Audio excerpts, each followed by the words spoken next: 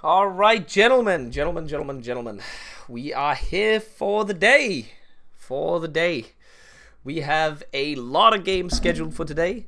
First up, we have Dankus versus Nexon. Now, a lot of stuff has happened since yesterday, since the stream got turned off. Apparently, I was notified of a 9/11 scenario. With the mod now being broken, a meta has been formed. Every game will be the same now.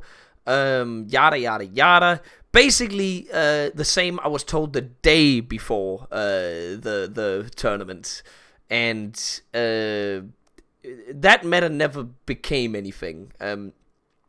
You know the artillery template we have seen. The artillery template that we've seen from Dankus, that when he lost his first match, that is what they've based the meta off. So Dankus, again, when he said he went to Excel with one of his buddies and calculated the best build possible, that is what they have then refined on, and they now claim this is it. This is the best build known to mankind. It is unbeatable. Everybody will have to do this build. That is what they claim now. They did a little bit of refining. It's basically the build that we saw last night, a little more refined. Some of them do it in motorized variants, some of it do it in mountaineer variants. It's heavy artillery stuff. We will see. We will see if the math adds up today. Obviously, I'm not going to say that the Dankus versus Nexon match is necessarily going to be a fantastic test of this. When I need to see someone with more equal skill level go up against each other, in my opinion. No offense to Nexon, but I will say I had Dankus as my favorite for the tournament before the first match. But now, I don't know if it's Atlan, but Dankus is still very... If he doesn't win this game, he's basically... Dankus has to win this game. Because just like at the World Cup and the Euro stage, if you don't get if you lose 2 games, you can only get 3 points, right? He needs to at minimum get a draw. Dankus needs a minimum of a draw. If he loses this, he's gonna need to go into some crazy ass like mathematical, statistical shit in order to progress through best of 16. It is borderline impossible without a win, but it should, or without at least a win or a draw in this game. Nexon, on the other hand, already has 1 point, so theoretically, it obviously would be best for him to win this game. It would always be best to win your game, but if he loses now and then wins his next game, we should be fine. Yeah, he should be fine. He will still have 4 points and he'll be fine. And that'll all be good. 1 second, I just have to change something in the fundraiser thing. Well, now I have to edit something real fast. How do I do this? 1 second. How do I change this? I'm blind. See, I'm not necessarily a tech guy. Okay, I've got it right here. It was something I typed wrong in here. I just gotta change real quick because we do also have the charity live, gentlemen. We do have the charity live at the moment. So if you are interested in donating for kids with cancer, we have the link there. It's not on PayPal yet, sadly, but we've had the ability to put it up via the website now, where even more money will avoid the PayPal fees at the very least, but it'll be a little I wouldn't say more complicated. It's a little more complicated for you guys to donate, but it should still be fine at the end of the day. I see we already have our first donations from DK 2080. He donates 200 Danish crowns. Let me calculate that into freedom money so we know exactly how much it is in that as well. But $31 goes, and he says, fuck cancer.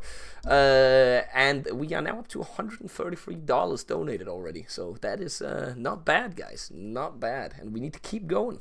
And it'll be over the next 11 days of the tournament. We will be gathering money for kids with cancer. Now, we are ready to start the game in a moment. I don't know if we have...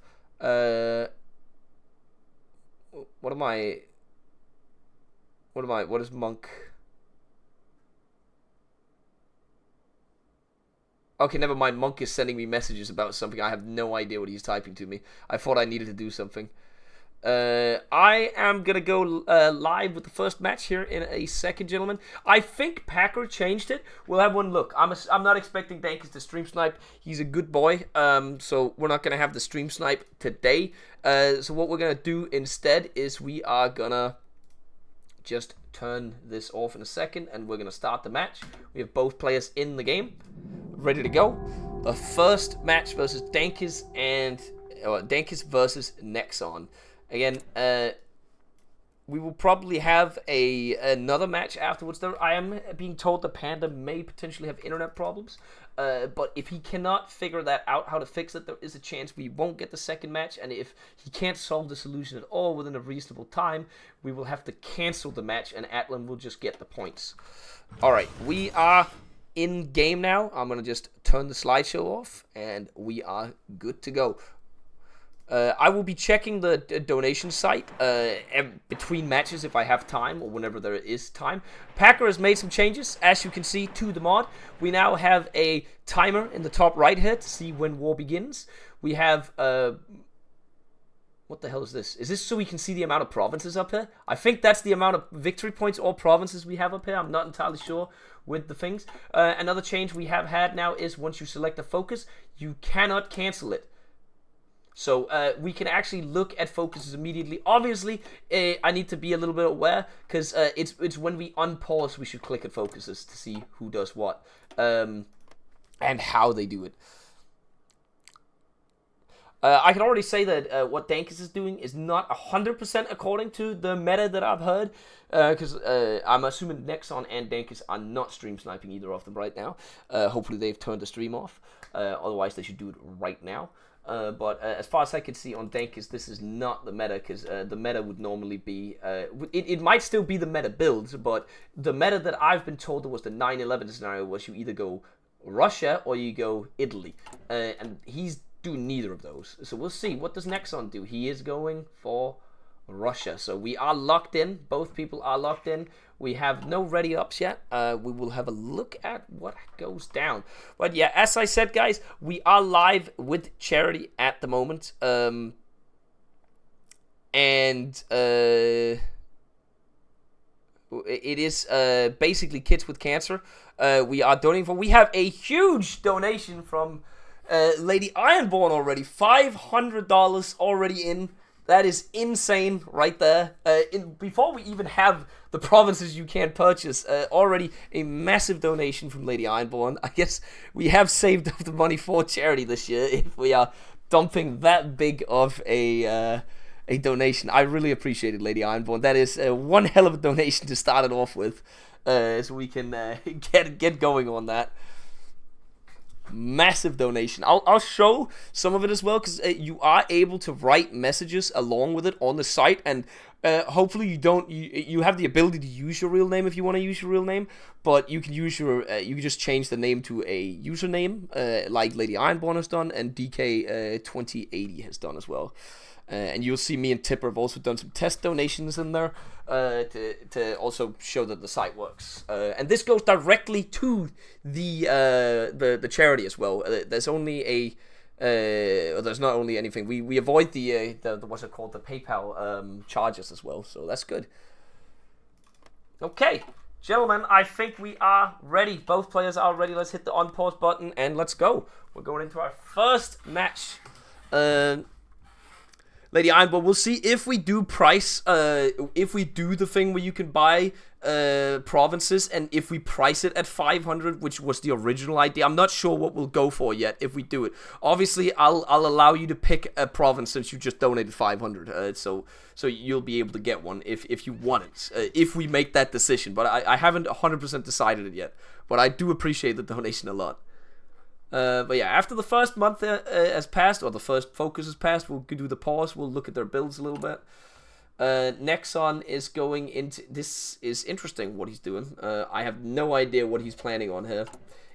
What are we going for in terms of factories? Nothing on guns, just artillery, just one bomber, one fighter. I'm a little confused at this, why people do that. But and it is paused. Dankus was ready to pause on the button. What do we have on Dankus? We have the... Yeah, it's going to be the strat. It is going to be the strat from Dankus, 100%. I'm just confused why he goes this path with it. To me, it seems... I guess it's because you get the most amount of IC on the field. So you get the best amount of mills deployed, right? That's... It has to be that, but I don't understand why he doesn't do this side over here. I'm so confused at why we go Jaegernaut program and this... Because I guess you get the 150 CAS along with it. So it's 150 CAS, right? That you can use along with it. But you lose so much war support. You get this, I guess. The ground support is nice. But I would rather have the magic potions you get over here, right? You get a lot more org. You get division speed. You get experienced soldier losses. You get the magic potion through this, which is also pretty good. I don't understand why he goes this path other than the 150 CAS, if that's really that important. But I understand they have the best early game industry, and that's why he thinks this is how you get the most IC on the field. He's not looking at the best units, because the other players were saying Italy is the new meta, because you get this focuses, or these focuses over here. You get the best infantry equipment, you get the best artillery, you can rush artillery, you get more special forces cap, I'm pretty sure somewhere. The Ardita gives that. And you get some down here. You get the core defense bonuses, the HP. Well, Russia is a close contender because you get the infantry equipment, so more IC as well. CAS reduction, a bunch of other things really in there. Reinforce rate, recruitable population. I want to point out, I have not had lunch today, so if I suddenly run out of energy, you'll know why. I should probably order some lunch of some kind because I won't have a break right now. We'll see. We'll see if I have time for that. Anyways, I've not had it ready up from both players. Dankus, the one downside to go in Germany is obviously you will not have the guns. But as you can see, Dankus is not even producing guns right now. He's just going to go all in artillery and then on to guns later, I think. When he gets guns too. That's my guess. I don't really know what Nexon is going at right here with this, but we'll see. Also, another thing that you'll note that has been added to the game, I think, is that, I don't know if Welded was already in the game, but there's been a few, not balance changes, but quality of life changes, a few changes to the mod here and there from yesterday, and, that's what we got. Yeah, I'm not necessarily hungry, ISP, because, you know, I'm doing the thing where I'm drinking a Diet Coke right now, and then I'm not feeling hungry, but my head feels a lack of energy. I don't know what I want for lunch, Sithis, actually. I'd want something that's easy to eat in front of the computer if I have to sit here until 4 p.m. I have 2 hours where I have to sit here, right? If the game's... This game could be very fast, then I could get my lunch, but we'll see. Okay, both players did type ready. I'm assuming... See, we've had this great thing in the...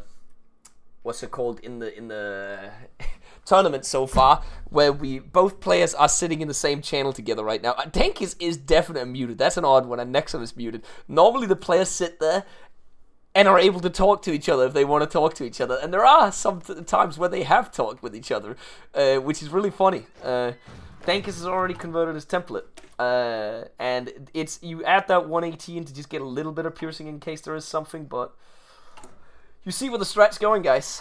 You see where the strat is going. It's going to be the exact same build he did last time. The one that he claims is the meta build. It is... I don't know if he's noticed or if he just disagrees with the new meta from people, but Italy is the one that people say is the new meta. And Nexon could theoretically do the same thing. Is he doing the same thing? Because he's producing a lot of artillery. A lot of artillery right now. I don't think at 5k I will be doing that. That's not happening, ISV. That is not happening. That is not happening at all. So we are going to be continuing right now and seeing how they build right now and how we go into this match. I see we've had 2 more donations since last time. We've had... Hayden Bow donates $80. No comment. Thank you very much for the $80, Hayden Bow. We really appreciate it. Any support helps. Also, the goal is at $5,000. We can obviously always increase that, but that would be awesome if we could make $5,000. It would be really cool. And looking at it, we're already 14% of the way because Sciencer has also donated 20 euros. And he says, both my parents had cancer and survived. My dad's twin brother died from it at 8 years ago. Fuck cancer. And absolutely, like, that's as Sciencer says, it's a disease that most people, unless they are very lucky, you'll get to have the unpleasant experience with it at some point throughout your life, because most people will have someone they know that will have had cancer, and it's I'm happy for science that both his parents survived this and had it. Not that they had it, but they had it and survived it, obviously. And it's really sad that his twin brother died from it. Both my grandparents, on my dad's side, have died from cancer. And my granddad, on my mom's side, died from cancer when I was 8 years old.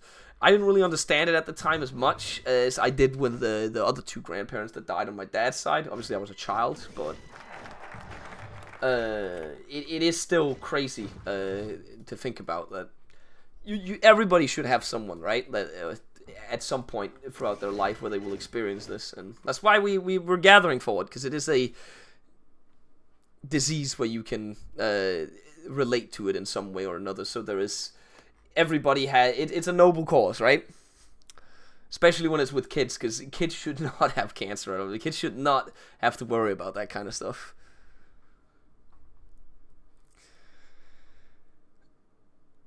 At what point is Bo putting on? See, I would be willing to put the Girls in Panzer costume on that I wore for the charity stream in 2021 on for an auction, and I would sell that to someone. We could do that. We could theoretically do that. Because that's still in a bag somewhere unwashed from 4 years ago. So far, build-wise, nothing special on Dankus, doing the exact same thing as last time, believing that he is going to be able to out-micro Nexon, which, you know, is, if I had to guess, that is understandable. I would guess that as well. Nexon is kind of sticking to what he's doing. I think he's going to convert to what he said, and probably just do left side and go here. That's my guess. That's going to be my guess, at least. Did he research rocket artillery? Was that what I saw? No, he did not. No motorized rocket artillery.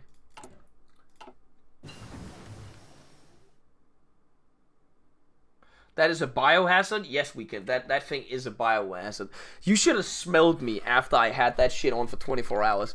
It was disgusting. Because it's made out of some disgusting ass fabric that has, like, it could not ventilate under my armpits, right? So it's just been soaking in my armpit sweat for 24 hours. It is disgusting. I've never smelled a smell like that in my life before after that. It is absolutely some of the most disgusting shit I've ever smelled.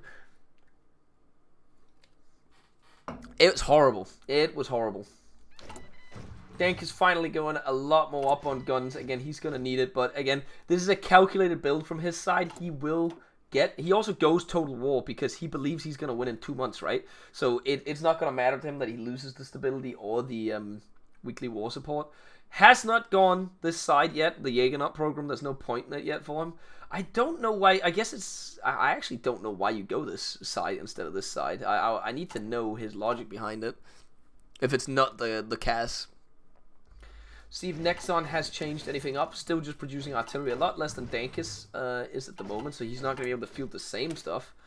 We have Mountaineer Tech coming in from Nexon. Interesting. What we're going at here. Again, we have two different picks. With Nexon on right side as red player, obviously, as Russia, and left side and blue. Dankus with Germany, if we didn't already catch on to that. Dankus is convert. That is true as well. He is also convert build. He has 71 mils versus Nexon, who is at 61. Again, if you notice this, considering that Dankus also spawns in mils, I don't know if Nexon converted some. I don't even know if he did convert. He's at 45 mils, right? How many is Dankus at? Oh, sorry, 45 civs. Is it really worth it?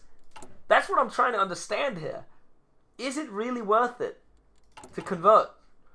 Because Nexon's only 10 mils behind at this point. If he can withstand the initial shock from Dankus, shock and all, right? Then he has a very, very good point to survive. I don't know. Are these divisions going to be out, Dankus? They might be out. We had 150 days. He doesn't have the manpower yet, maybe? What are we missing in here? It's the infantry equipment. Yeah, they will be out. He will be sitting at 22 plus whatever he has here. So 55 divisions. That's what we're going to be sitting at for war. Meanwhile, Nexon, only 20 divisions, 15 queued up. Again, this is not going to survive, chat. If this is the... oh, he's changed it. Why are we doing motorized artillery along with the... what? Is it because the motorized artillery gets better stats through the doctrine? I don't know, chat.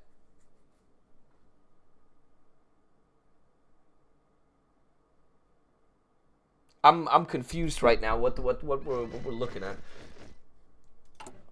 But nevertheless, Nexon is deploying his stuff. He is getting ready. He's getting a little bit of cost reduction to the artillery, a little bit of soft attack. I didn't even realize they get 20 or 10% soft attack on this as well. That is interesting.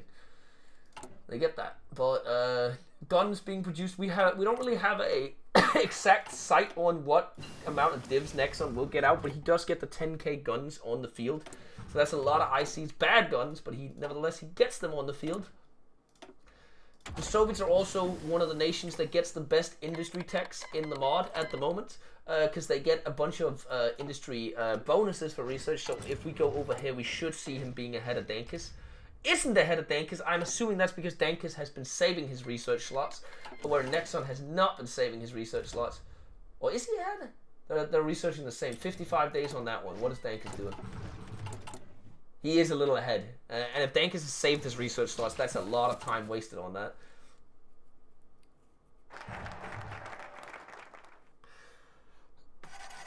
Is spying this mode relevant? Yes, you can react to your opponent to see if they are building tanks or whatever they're doing. Because you see him going Germany, right? But you don't know what he's doing on Germany if you don't see the mills.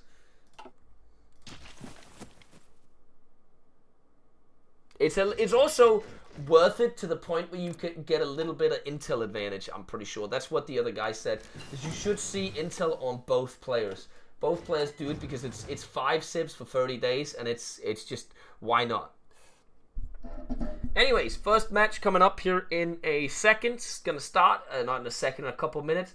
We are going to go down to 3-speed because we're hitting November, because that way they get a little more time to strategize and figure out what they want to do. I'm more interested in what Nexon's going to have out, because the way the meta people, or the way the people that use this build, they already queue up their divs, so they know exactly how many divs they're going to have out for war. Because that way, if you pump them out, you'll know exactly how long you have. Dankus will be ready exactly for war with this. Probably actually a month before, and he'll still be able to produce maybe more divisions afterwards, if he has the manpower, which he's already gone up to extensive. Very important for the strat as well. Mass mope is coming. The infantry equipment is coming in now for Nexon a month before the war. How many divs are we looking at Nexon? This is bleak, chat. That is what I would call bleak. Because Dankus will have a lot more divs out. Like, we're going to be looking at potentially double the divs of Nexon. Not entirely double, but close to it, right? But Nexon still has a lot of equipment to deploy stuff. He's just missing infantry equipment, and each division... What the fuck? What is this? What? Okay, is he changing stuff? What are we doing here? How much infantry equipment do you get? 10, so that's 10 divisions of infantry equipment plus whatever he has in stockpile. It's actually 11 plus whatever he has here. 15. He can get up to 50 actually, so it's going to be kind of a close fight in terms of division count, but obviously Nexon is only 20. He should also, since he is the Russians, add an extra 2 artillery brigades, but he hasn't done that. Wait, no! He's changed to superior firepower. Hold on. Okay. It's not Russia with mass mob. We're Russia with superior firepower. I see. Has Dankus also swapped us? He's also on that. Wait, no, I'm sorry, wrong nation. Also swapped, nevertheless, so we are the same. I am going to quickly go grab, not grab a piss, but go piss for a second. Go into the player map mode to see who's who. You've already seen. It's Nexon on red, and Dankus on blue. I'm going to take a piss before the game starts. There's not much happening right now. You're going to have to sit here a little alone, because no co-caster. I'll be right back, chat.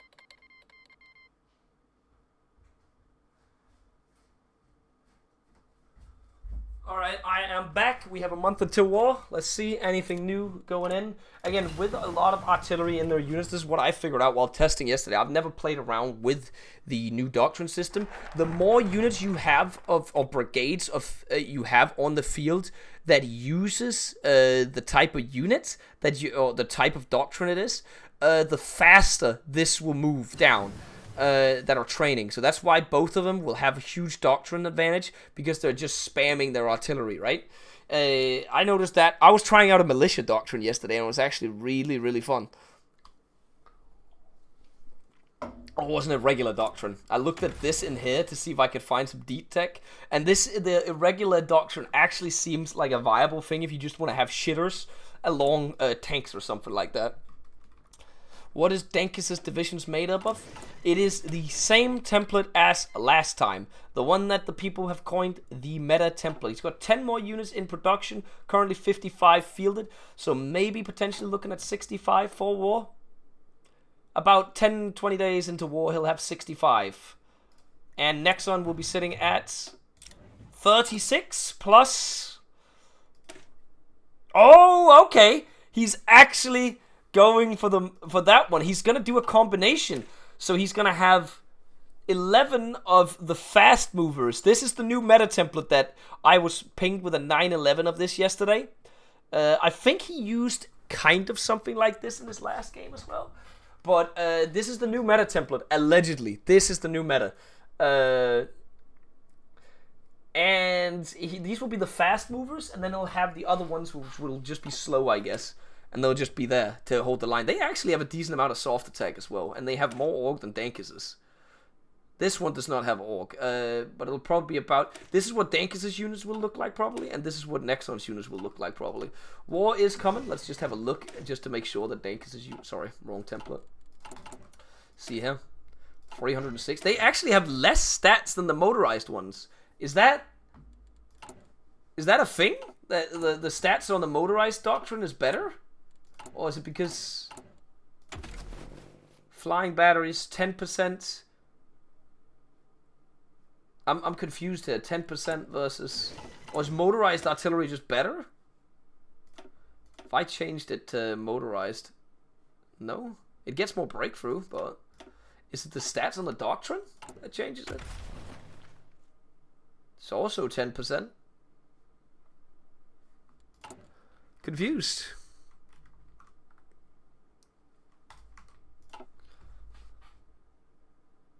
Very, very confused. The combat width? Is it the combat width? 22.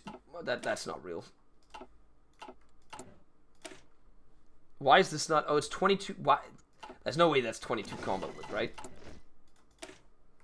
Oh no, I guess that is what it is. The combat width 23 on this. That changes. But war starts nevertheless in 1 day. So we are live. Dankus is probably going to go in and straight on battle plan. He has stuff on the sides as well to put pressure on. Is he just doing the sides initially? And then he's going to do the center afterwards? Nope, he is going in everywhere. He's going to go methodically in the center maybe. Dankus has also said it was just a straight up skill issue and micro issue the other day. Nexon immediately holding off the first attack. I think these units will be better on the defense, obviously, than offense. Winning the first couple battles. Again, he has nothing on the flank, so he's going to have to respond to this. Because there is about 23 units coming in close in the walls on Nexon, on the flanks.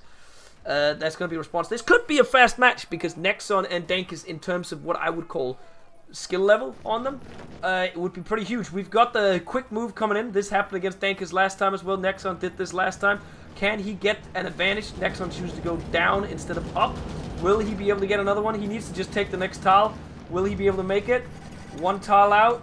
And that is 4 units in circle if he can kill it. And he just needs to kill it and pin and kill, pin and kill, pin and kill.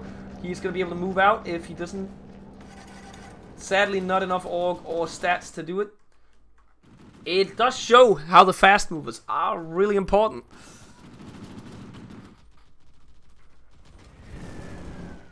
And how the planes tiles work with these units.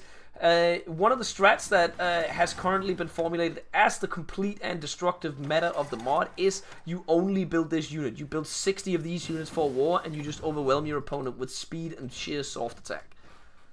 Right now Nexon's suffering from heavy supply issues. Dankus only a little bit up here.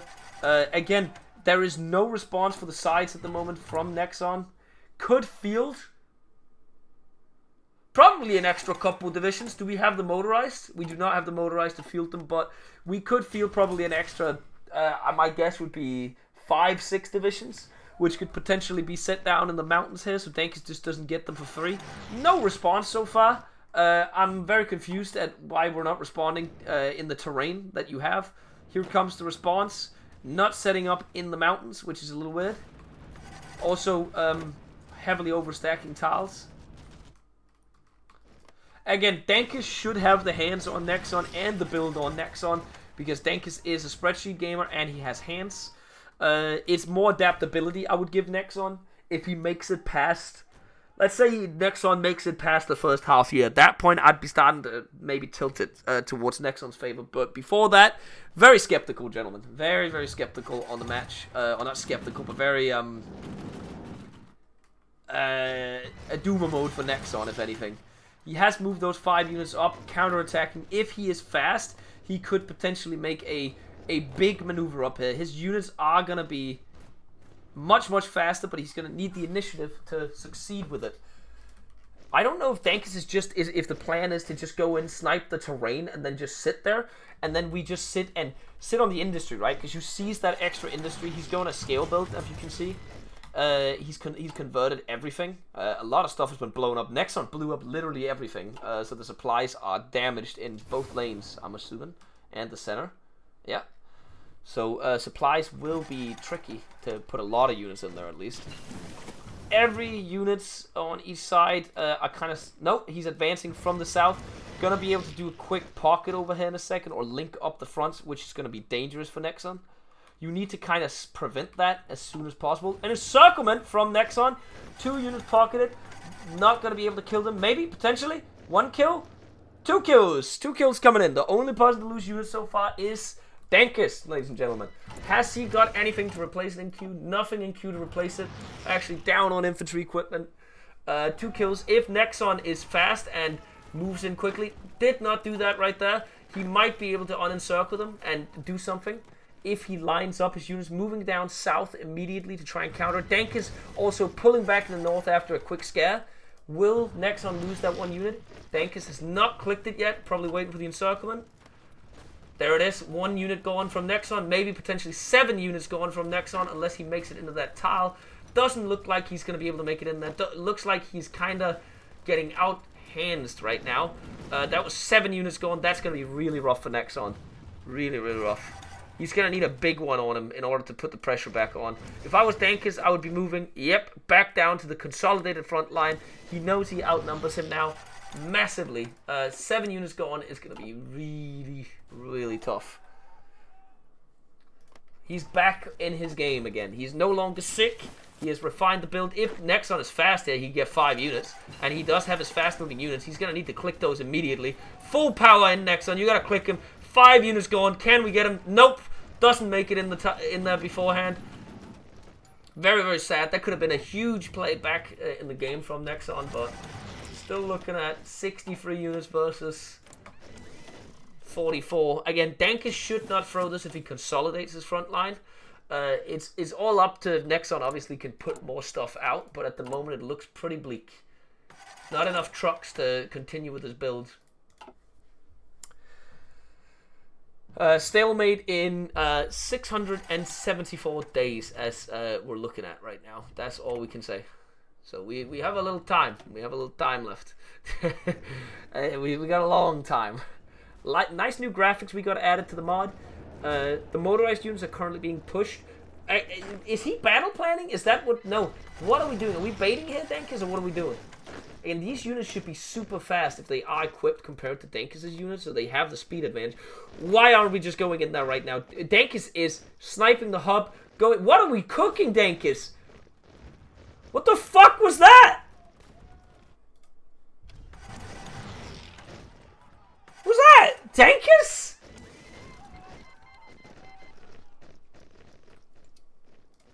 Well, gentlemen, Nexon still has a little bit of power left in him.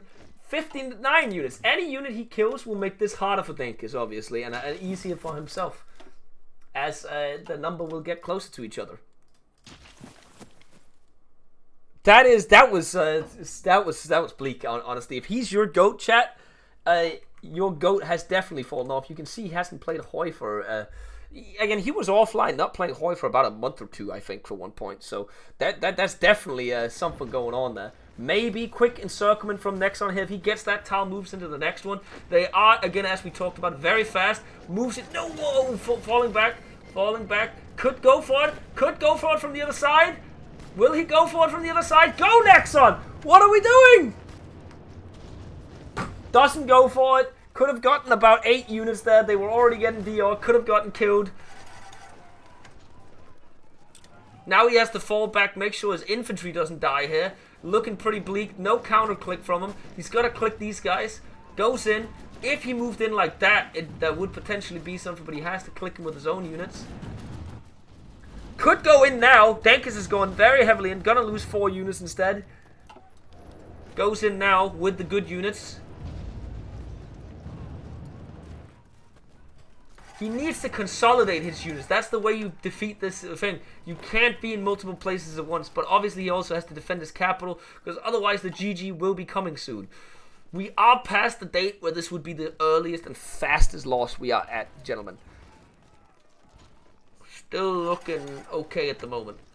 Still, Nexon's still trying. You gotta admit that he's not given up yet. But the capital, once that thing dies, it is looking very bleak. He is trying to strat redeploy in there to get some stuff into the capital. It'll be a little bit bleak if he doesn't get in there. Dankus is not moving into the capital at the moment, so Nexon still has a chance of just moving around and then going in there if he can. He has to defend the capital because it's really bad if he don't. Also, Dankus will start suffering a little bit of supply issues. The states might also be blown up, not that much anymore. It does not look like Nexon gets a dump, but I'll be honest, considering it's against Dankus, I would say he's actually, he's doing okay. He's gotten his kills. He's killed 200k.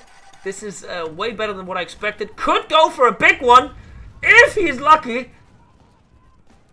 Is this going to be Dankus' Stalingrad? Will it be Stalingrad? No! He pulled back. He had to pull back. Will he get it from the other side? Oh, it's close. No, he has to take the tile back from the other side. Unlucky. That could have been a close one because they were out of supply. They would have died really fast. Did Dankus get some kills over here in the meantime? Not sure if that was kills or if Nexon pulled out. Still trying to fight a little bit back. We haven't given up from Nexon. Still looking for a way back into the game.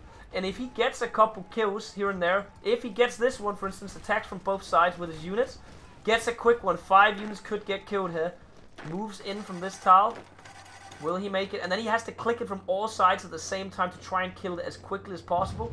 5 units could get killed here, gentlemen. That's 5 kills on Dankus.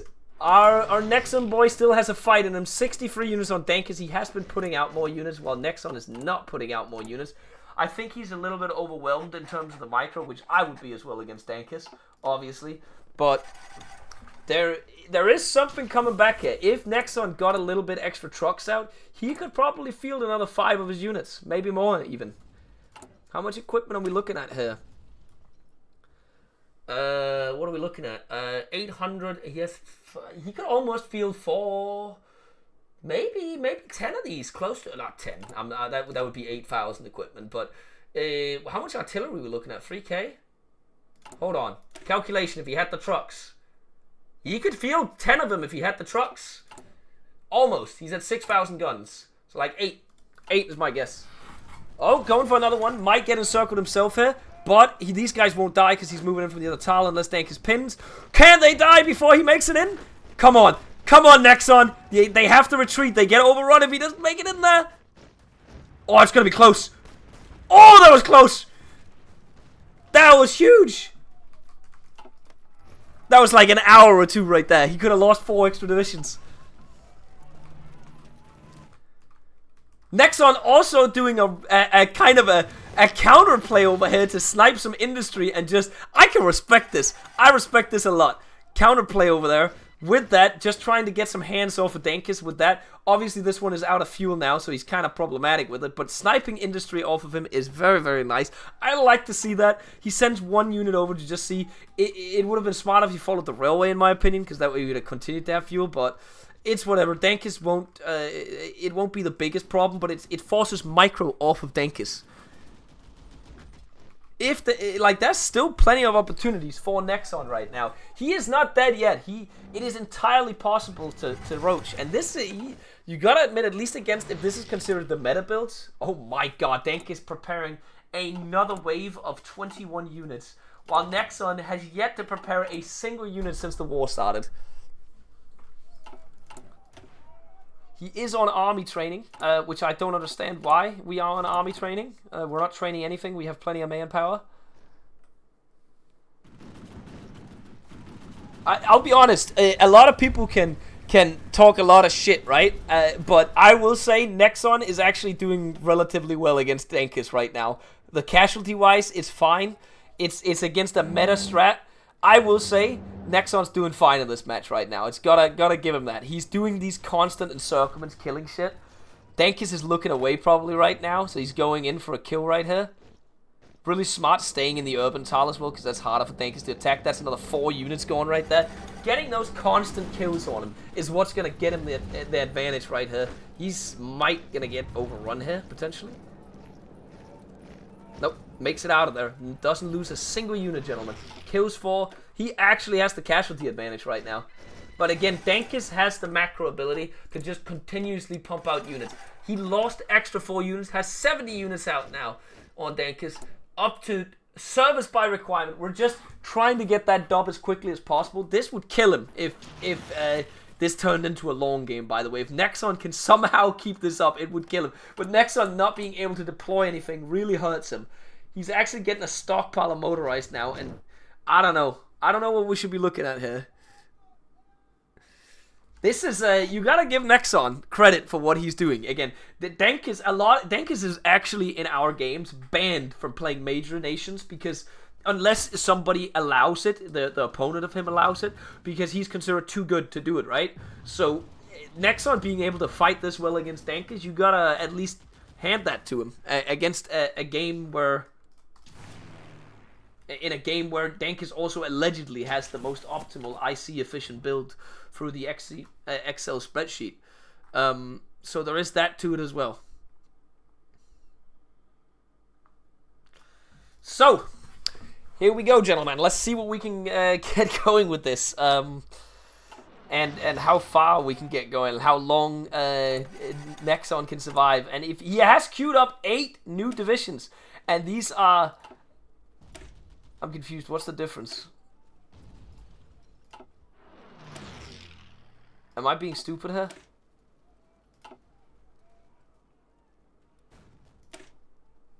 I may be being stupid. Whatever.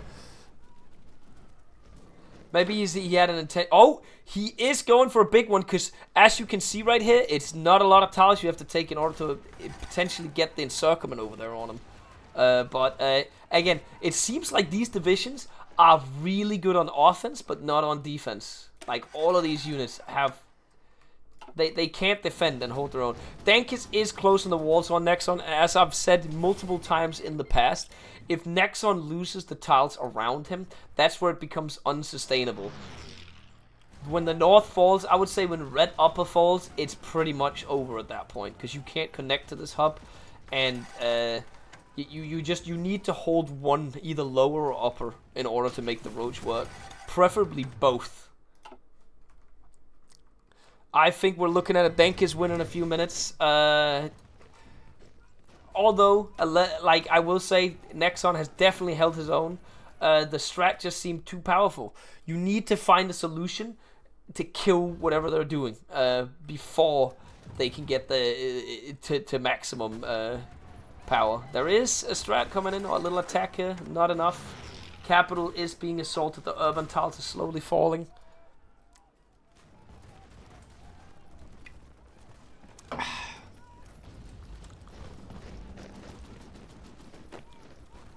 Potentially a slight maneuver. Nope, no slight maneuver. Just trying to hold on a little bit. I think we're also fighting a little bit for honor at this point.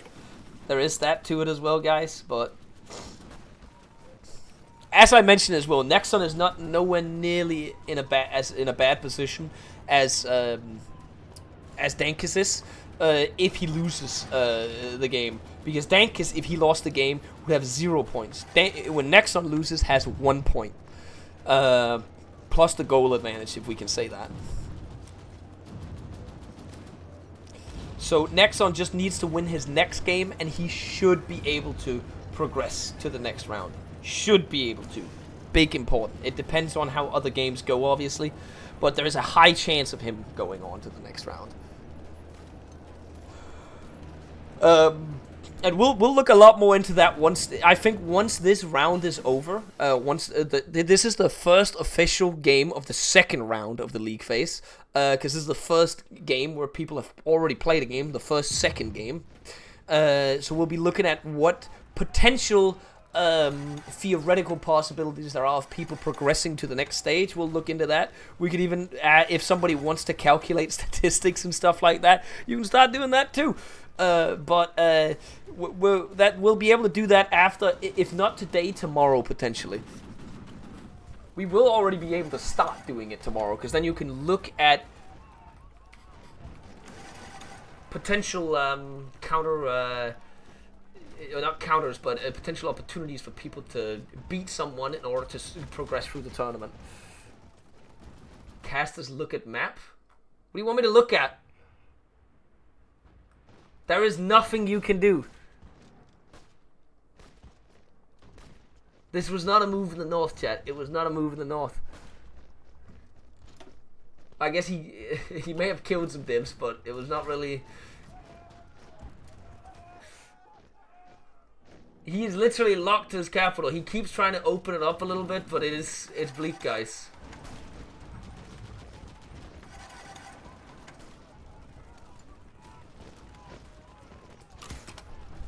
Like there's a point where you can say you reach the point of no return. When you lose the back lines, I think you reach the point of no return unless the other person stops playing the game.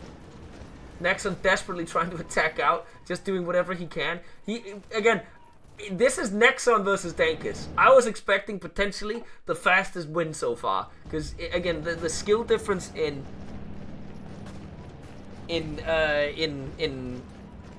what do we call it? The skill difference in micro, I would say, is massive. Also, even in macro. The cast is real. He is trying to fly his little bit of cast, but that cast damage is not going to save you guys. He is being forced into one last battle of the red capital, gentlemen. Every single unit will defend to the last man, all get exploded when they don't reinforce me. I love that he's trying to attack out. The GG has not been called yet. I respect it from Nexon. No GG. We fight until the last man. See what Dankus can do now. He can infinitely battle plan him. I don't know what we're planning on doing here. Why is he moving up to take... What are we doing there? Okay, he fixed the battle plan. The siege of Red Capital will begin, ladies and gentlemen. No GG has been called. We're gonna need to see a massacre to see how it goes. I think he's stacking too many divisions around it, but he's getting a planning mode. He's doing a fucking staff office plan, bro. Oh my god. And there it is. You see, imagine if he will start killing units in there. Nope. He's gonna have to keep shifting. Yeah, there they go. It's just a matter of time, gentlemen.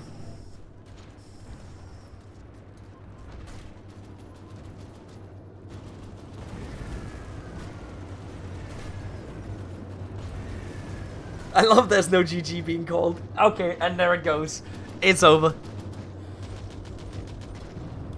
Well, technically, by definition, it's not over until the timer is up and we are in the peace deal, which will be on the 26th of July. My birthday, chat. Obviously not in that year, but GG, gentlemen. GG. Let's, what to say from this game? What really to say? The meta build does seem strong. It does seem very, very strong. He has 69 of these divisions fielded at the end of it and probably lost over 500,000 men. I think potentially against other builds it might have a chance. Maybe again, Nexon isn't necessarily. This is also. I think it's a testament what we saw right now that this is a very good player against what I would call Nexon is like average player. What the fuck? Something just fell down from my desk. Nexon is a very average player in my opinion, which is why I'm pretty sure I seeded him second. I don't think I seeded him bad. He's seeded in the mid player section. So skill level, there is a skill difference, but if it's a good player versus another good player, average level skill, I think this build is not what you want to go for. You want to try and counter the build. I still believe there is a counter to it. Either way, that was a very good game. I don't know if Panda is available yet, or if he is online for the next game. But first of all, we're going to bring Dankus in and talk to him a little bit, and then we'll bring Nexon in, okay? So let's see what we can find. Alright, Dankus, you finally got your win. Yeah. What do you think? But I think this is how it was supposed to be done. I mean, even versus tanks, right? You have 180. It's a bit different then, because this guy had quite a lot of inf still, I would say. I don't really know. But he left the sides open. That's what held him in the center for so long. And then when my sides caught up, I just focused one side and then... Yeah, I noticed you abandoned one of the sides at one point and just like consolidated the line. Unnecessary to like micro three places instead of of course. Because he did get some snipes on you here and there. Yeah, and then I was like, yeah, no, I'm not doing round 2 of this. Yeah. I saw you. You were very at the end of the game. You took your time with encircling the capital, completely coming from both sides. I mean, and stuff. I was totally upper hand. Not only did I have 20 more mills for war, but I took 20 of his mills. Yeah, and then I felt like, yeah, I'm just gonna sit here now and win with IC. Again, you do go the Germany path because like you get the more spawned in mills, so you have 12 more mills spawned, and then you also convert at the same time, and he builds mills. Totaler Krieg. Yeah. So you don't go War Eco, but Totaler Krieg gives you the same bonus as if you were on War Eco. Yeah. Actually more. But also the biggest part of the build, I would say, is that you get a free air war on Germany. Because no other faction gets air spawned in, right? That's why you go right side, right? It's for the CAS. Yeah. So that you get 150 CAS, which is, if you look at the CAS that I have, you'll see that it has over 20 ground attack. Yeah. Do you wait? Do you get CAS 2 or CAS 1 with that? You get CAS 1, but you get it with the 2. Like you have the 2 clicks on ground attack, and you get it with the Mio, and then you have 20. It's the same stats as CAS 2. Oh yeah, that's crazy actually. And plus you also get the bonuses from the Spirit, right? Where you get 20% ground attack in and yeah. But so I have a question for you, because this is allegedly the meta template, right? But again, I have seen people beat this, but now that's besides the point. But if this is the meta template, do you think this is the meta path to take as well? Yes. Okay, because that's a huge... This is not what... I was given a 9/11 by multiple people yesterday. They said that the Italian path or the Soviet path is the 9/11 path. Yeah, no. So the Soviets, it's just not the 9/11 path, simply because of mastery. Yeah. Like, you get... Look at my doctrines. I had these doctrines before war that I have currently. You basically don't get any doctrine at war. It's super stupid, but what you have... Nexon had 3 or 4 doctrines before war, by the way. Yeah, but I have the same. Like, look on my doctrines, but I'm just saying it was. He does get doctrines. That has been changed a little bit. Yeah, okay. But what else is it? Mastery, but... You don't think it would be better to do Arditi, for instance, with Mountain Is? Arditi could be really good. I mean, I'm gonna do inf builds, I think, because tanks are just, they're unreliable. If I see you build tanks, I'm gonna try to rush you down, right? And I think a lot of people are gonna struggle doing tank builds. I think the tank builds can be comfortable doing a tank build. I did again test builds today versus inf spam, and like if the inf spam has supply, which I don't know if you saw my production, but I had 4 on. It had, yeah, I saw. Once you have supply with the inf, you don't have minus 50% stats that I had in my first game. Yeah. And boom, you can actually push all the inf like butter. I would say though that potentially if you don't kill someone fast enough, you have to be on your like best gameplay, with this build that you're doing. Because if they do scale, and let's say they get 10 tanks out, right? Then you are in trouble at that point, I would say. If you don't kill their infantry. If let's say they have 40 infantry and 10 tanks, at that point I think you're gonna get to a point where you have problems. But the whole idea of the build that you're doing is to kill someone or take enough of their industry and push them far enough that they can't recover, right? That's the idea. Yeah. I mean, even though you just take 2 mills on each side, that's 4 mills gone when you already get the most mills on Germany path here. So you're just taking away industry while already being ahead in IC. Ideally, in this build, what I would add is production of CAS. Like, at war, you go down 5 on Ari and up 5 on CAS, something like that. Yeah, that could, because you have an immense stockpile of artillery. You could go down. I mean, it's not that immense today. I fixed it, you see? Yeah, I see, but I mean, you have 1,500 in at the end of the game. stockpile with having, like, half my division is Arty, so... Yeah, I get it, but... This is enough Arty for 10 divisions, sure, but, like, you said it yourself, the HP of these divs are super low. So what I lost in this war was 6,000 Arty. Also, just to reiterate, you don't think the motorized version of this, like the semi-motorized version of this, is better? No. Because people said that last night that was better because you have the speed on them.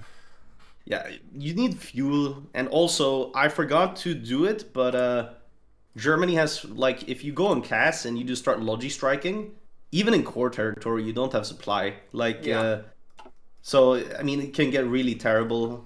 Yeah, I get it, So, you like this because it's the best overall, like, strat you can do. You can do other strats, but it's as the way I see it, this is the most safe strat. This is the safe one, like against everything. Against Inf, like you saw today, I thought he was going to do tanks. I just deleted my mills on AT, and then I had an anti-Inf build. So you adapted a little bit as well. A little bit, 3 mills. Would you say that depending on who you're up against, you would change your build, like if entirely? Yeah, definitely. Like, I'll do some funny shit versus who is my next opponent. I can't remember who you're up against. It's your seed 3 opponent, so it should be the easiest of your matches according to the seeds.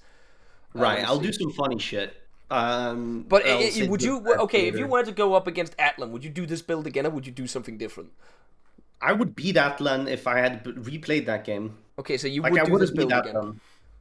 If he did the same build as he did last time, I would have beat him. Like, it's just a matter of skill issue that time. But you would change your build depending on the player, is what I'm understanding. To like make sure that you win the game. Yes, and I also, like, you can change build mid-game, kind of. I mean, I have some funny strats that I do want to try that are, like, people haven't even discussed. Are they both fun and good?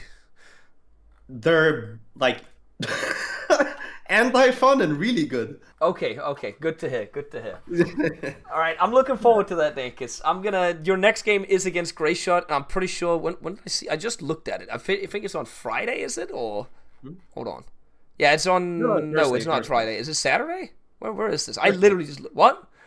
Thursday. Okay, so it's tomorrow. Your last game is tomorrow already? God damn. And then right now you have 3 points, Dankus. Technically, you're not through the tournament, but you're a lot better off now than what you were before. Yeah. You just have to win your next game, and you should be through the tournament. I'll win it, and I'll win it in a funny fashion. Yeah, there is. Remember, there is a community price pool for $100 for the funniest build that won a game. Or the most cursed build. It's going to be funny, trust. It's going to be funny. And people have to vote for it, so you have to win the audience with it as well. Remember that. Yeah. Guys, we're going to do the funny. Okay, watch tomorrow at midnight. It's my game. All right, guys. I will say thank you for coming in, Dankus. I'm going to drag Nexon in now. I'll see you around. Yeah.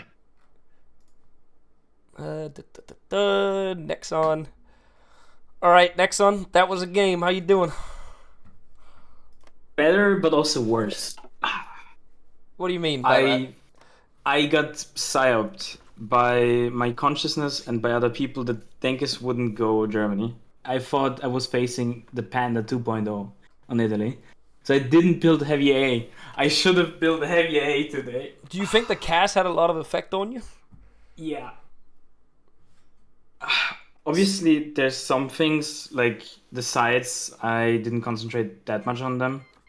I killed some units in the north, and I tried the same on the south.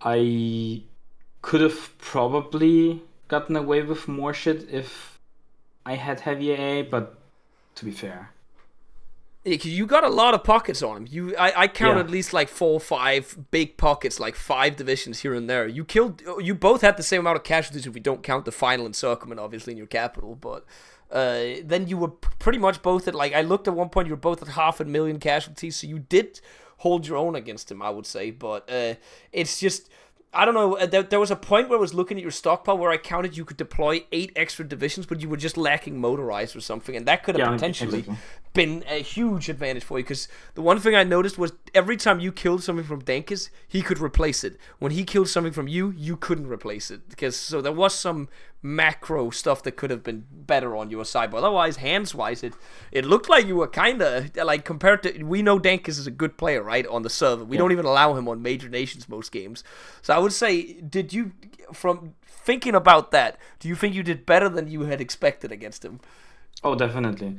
I would also say that the macro issues with the units deployed, I noticed very, very badly. I was raging at this because I just didn't have the XP to make the other division, because I could have just like deployed some shitter like org. Was that what the copy of that was for? You wanted to change it from motorized to non-motorized?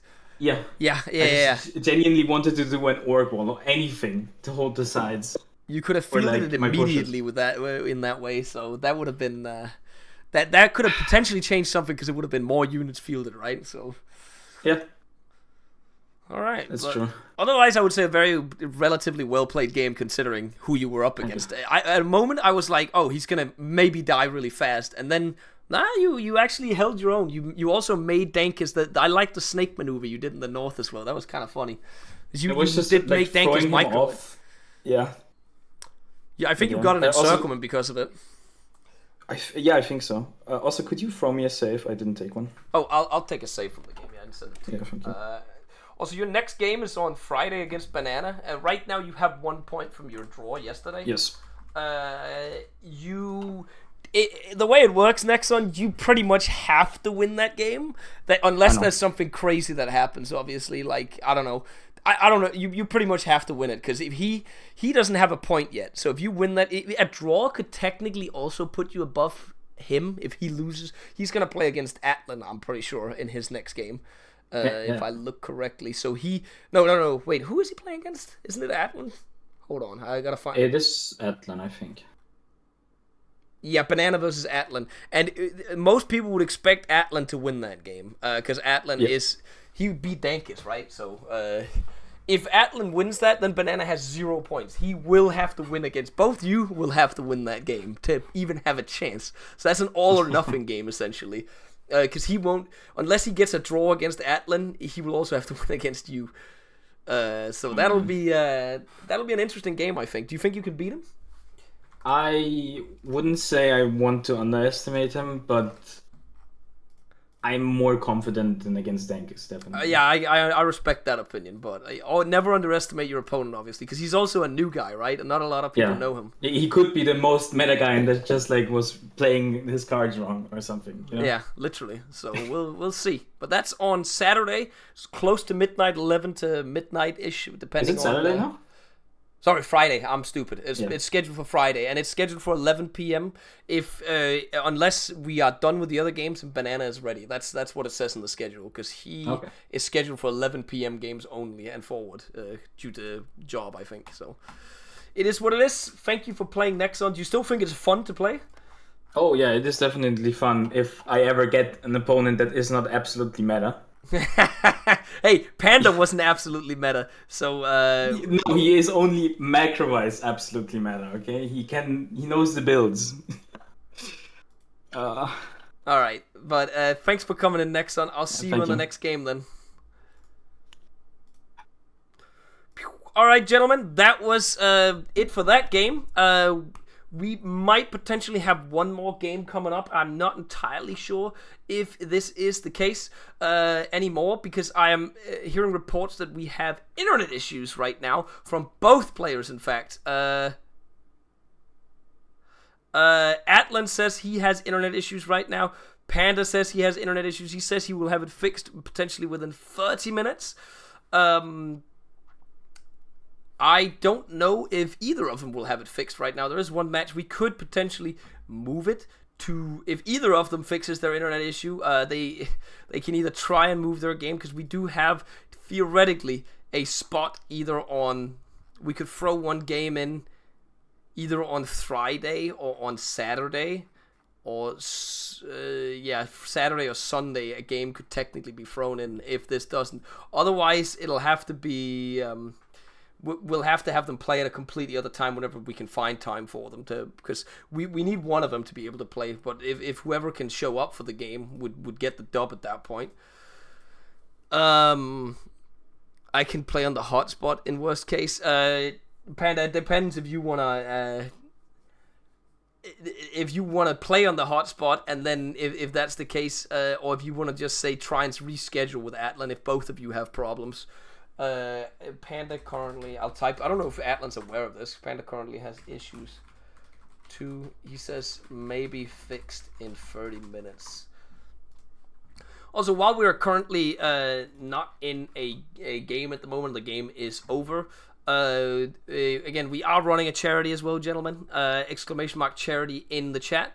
We have the ability to donate through this. We are donating for kids with cancer at the moment, and we will be doing this until the 21st of December, which will be the final day of the tournament. I can see we've had a few more donations since the last one. Since the last game. Mr. Finn donates 100 euros. He says World War II was much like fighting cancer. It took radiotherapy to end it. Awesome stuff, Bo. Keep it up. Awesome stuff from you, Mr. Finn, for donating 100 euros for that one. Appreciate it very much. Lord Mao donates 111 euros, and he says cancer is horrible. Thank you for doing a charity stream to help kids with cancer and other critical illnesses. Thank you very much to you too, Lord Mao. HUT, and Suma donates and says 20 euros and says fuck cancer, BOBG, hoping Monk wins. We hope Monk wins here as well. Monk is the crowd favorite after all. Thank you, Suma, for the 20 euros as well.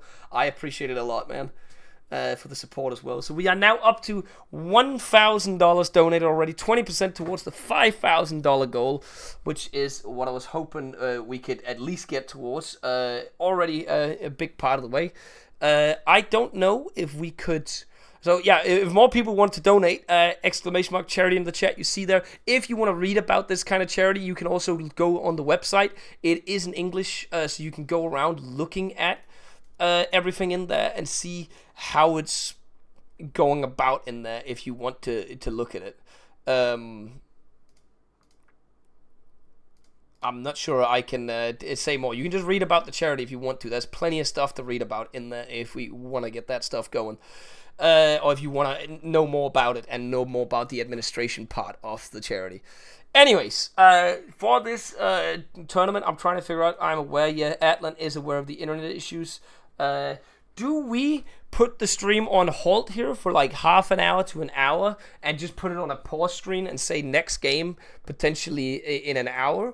Or do we turn it off and postpone the match? That's where we're at right now, chat. Or we just turn the stream off and come back in case they are there. I feel like it'd be stupid to turn the stream off if they come back in half an hour and then just start it again.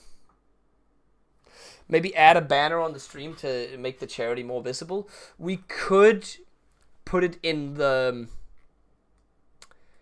Oh, I'd have to figure out how we do that. I need to have a banner. I don't have a banner for this.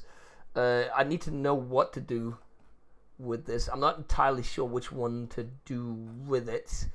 Because the problem is we don't have... when it's not via Streamlabs, and it's not via PayPal, I don't know if I can connect something else through that so it's easier for you guys to donate.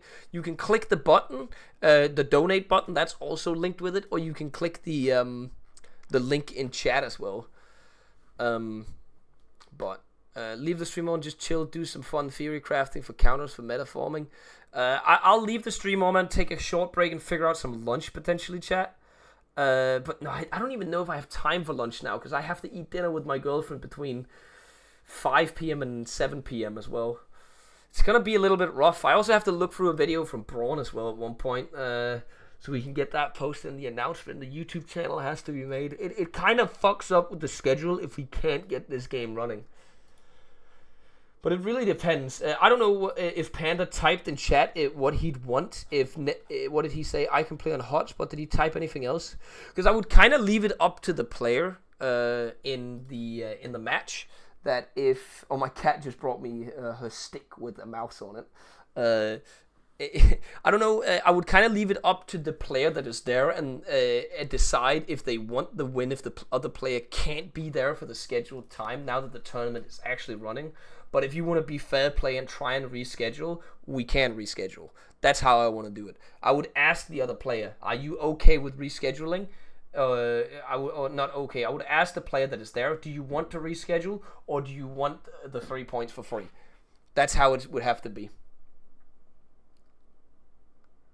So, and currently none of them are here. So we'd have to wait 30 minutes to see if somebody is online. Or we could just be none of them are here, so therefore we have to try and reschedule at some point. That if none of them are here, obviously we'll have to reschedule. There's no other way, because we can't just say both of them lose. Some of them will have to have the points. Alternatively, if it's impossible to schedule, we just give them a draw. Both of them gets a draw, so 1 point each. That would be the complete alternative to everything. But I say we take a let's say a 20-minute break to see if somebody can fix the situation, or if either of them fixes the situation. We do an update in 20 minutes. We put on the music, this Hoi 4 soundtrack.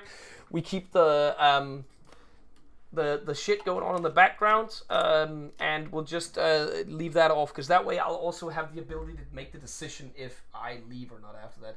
Draw if no reschedule. It sounds the most fair. Yeah, that's... No, it's not a draw if the other player shows up sooner. Then if one player is actually able to make it and doesn't have time to reschedule when the schedule was already locked in, then that person gets the win. I'm sorry to say, that's how it would be.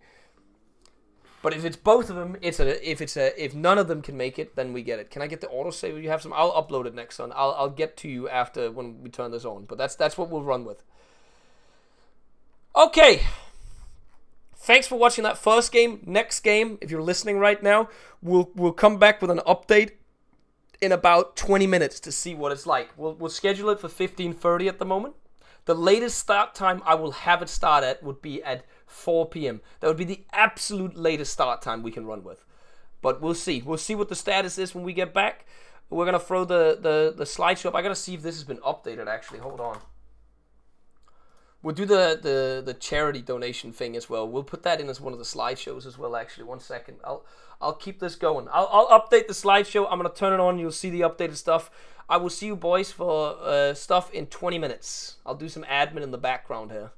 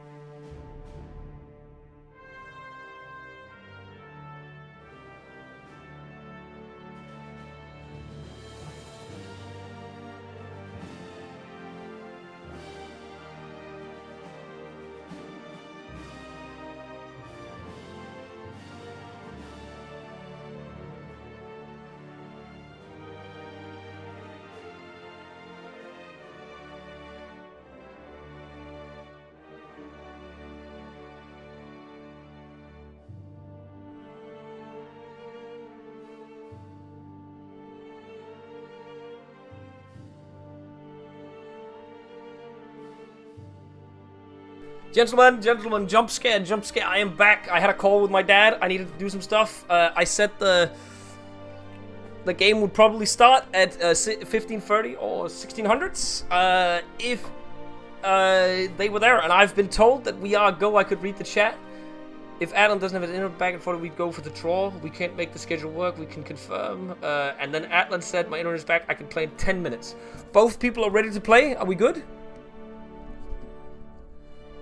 I played a little with my cat while also talking to my dad. So, are we ready? That's the real question here.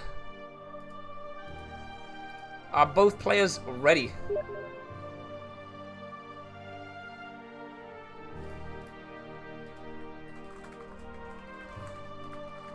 See, they are both in the channel, so it seems like we're ready. I just gotta set up the server, and we are good to go.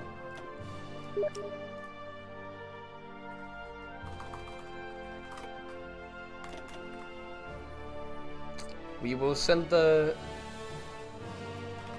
IDs. Sorry that I'm just coming back real fast right here, gentlemen.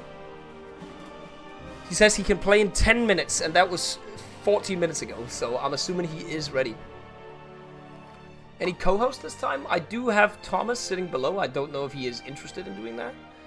He's sitting alone down there, so he is more than welcome to do so if he wants to.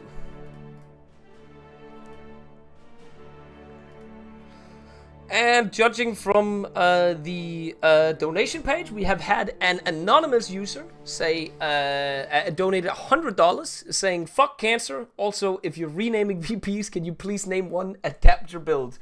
If we sell them for $100, I will do that, anonymous user. But it depends on the price. I'll keep these in mind in case that's the price we go for with them, because there is a limited amount of VPs in the game. I kind of have to make the price correct for it.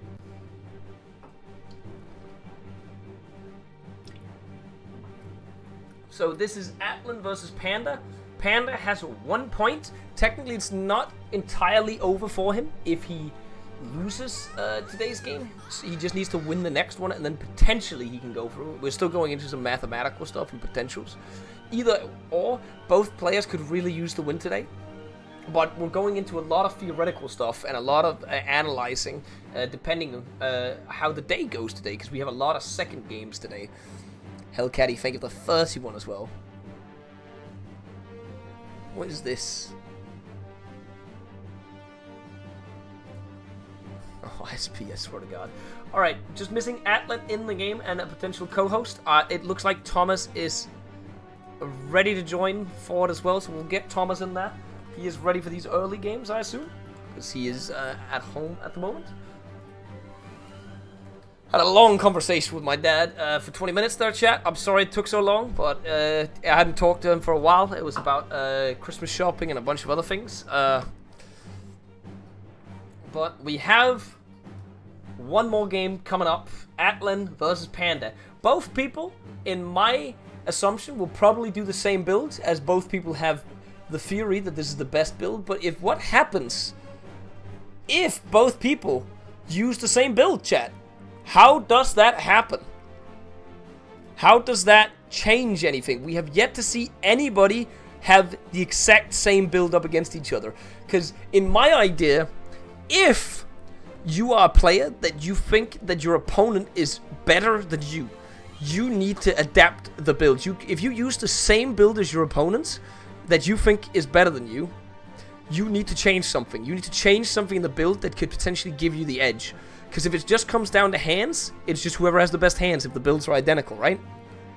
And at that point, if you have worse hands, or if you think you have worse hands, you need to change something. You get you the advantage. Something. That's how it works in RTS games as well. Like, again, I made this assumption, or made an analogy. I've played a lot of AoE 4 over the last couple months, or over the last year. And one nation that is... the way they've basically tailored this build that they've done... I'm going to make the analogy in a second.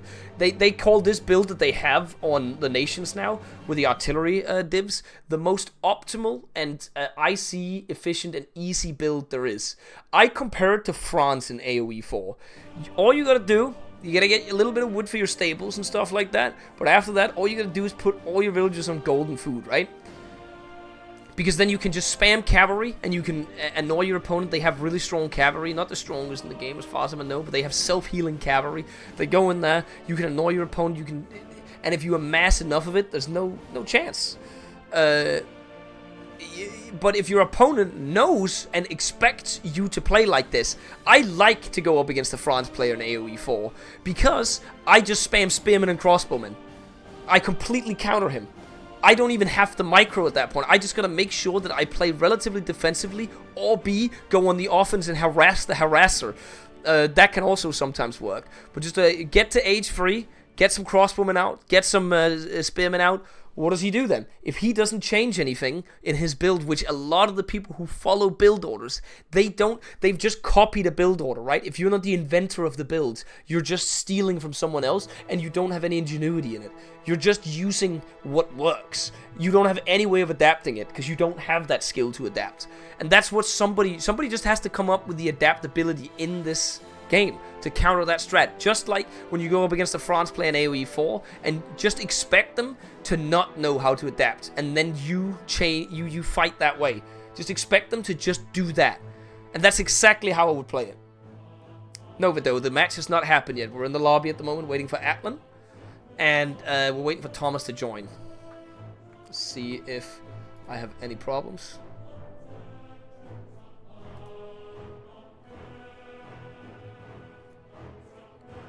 Panda has, is the checksum changed?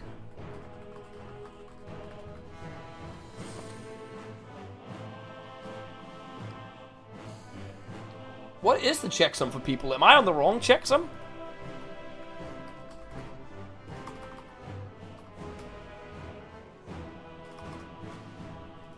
Maybe but I just had 2 people play though. Maybe we were all on the wrong check. When was it last updated? Because I had the new update. Oh, maybe there's been a Hoi patch. Maybe there has been a Hoi patch. Hold on. Let me see if there is something. We'll restart real quick. Restart Steam as well. There is an update queued.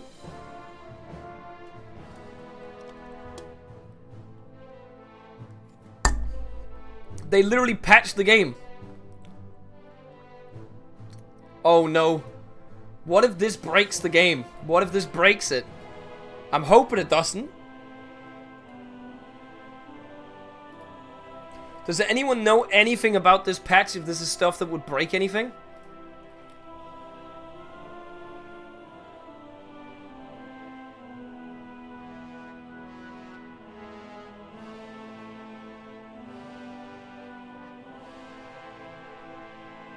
I mean, there's a lot of stuff that doesn't have anything to do with this. There's some sub-doctrines that's been fixed.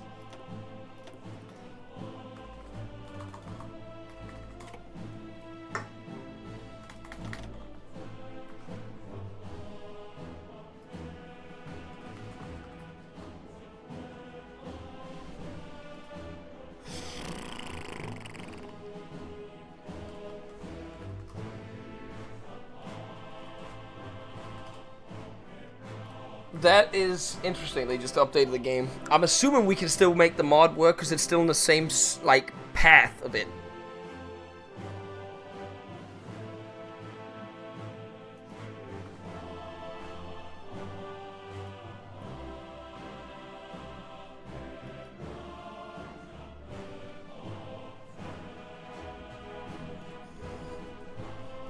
We're just gonna hope that it works. We're gonna have to pray and hope that it works. Otherwise, alternatively, if it completely combusts on itself, the game, we'll have to... I know rescheduling doesn't work. We're gonna have to go with a draw, or if it's completely impossible to reschedule, yeah, then it is the draw. If we can't get this to work, but we can't really deal with this kind of stuff if Paradox drops a patch mid-game, so I'm not even sure you can go back on the patch as well when it's this kind of sub-patch. I gotta double check this if possible. Betas, we're on 117.3. Nope. No, that's one. Where is 117? I don't see this. I see 116. I don't see the option to go back. We have to. We literally have to. There is literally no option.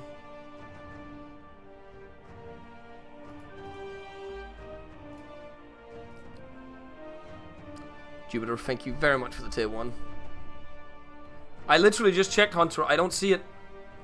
Looking, if anyone else can help, looking at betas for Hoi 4, see if there is anything in there where we can look at it. Yeah, I see the last patch is 16.9, and that's before the doctrine changes.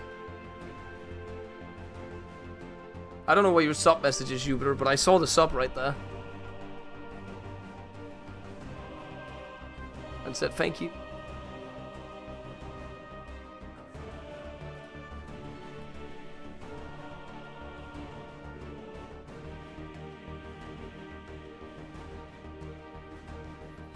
Yep, we're just gonna have to roll with it.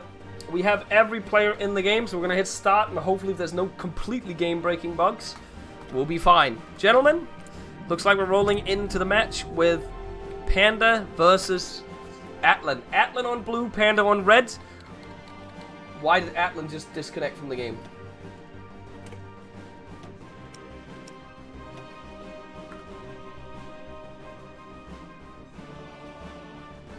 Very interesting situation. We're just going to quit that, go talk to Thomas for a bit. How are we doing, Thomas? We're doing pretty well. Who won the last match? I didn't really watch. It was a Dankus win, but Nexon did way better than expected, honestly. Well, was the same build as last time? Dankus did not change anything in his build, no. The exact same build. Same build.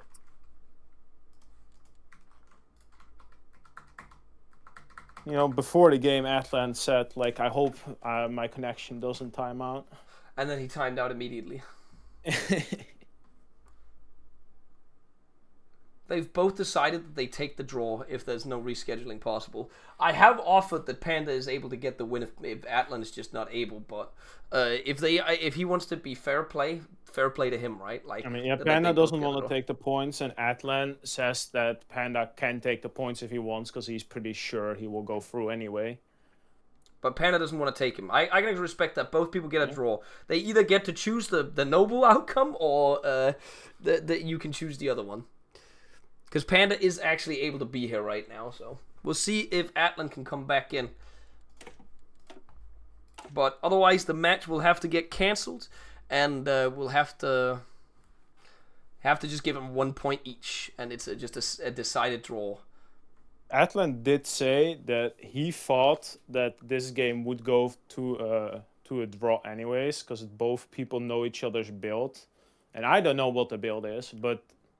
At least Atlan was convinced that this game was probably going to be a draw unless Panda did like a micro mistake.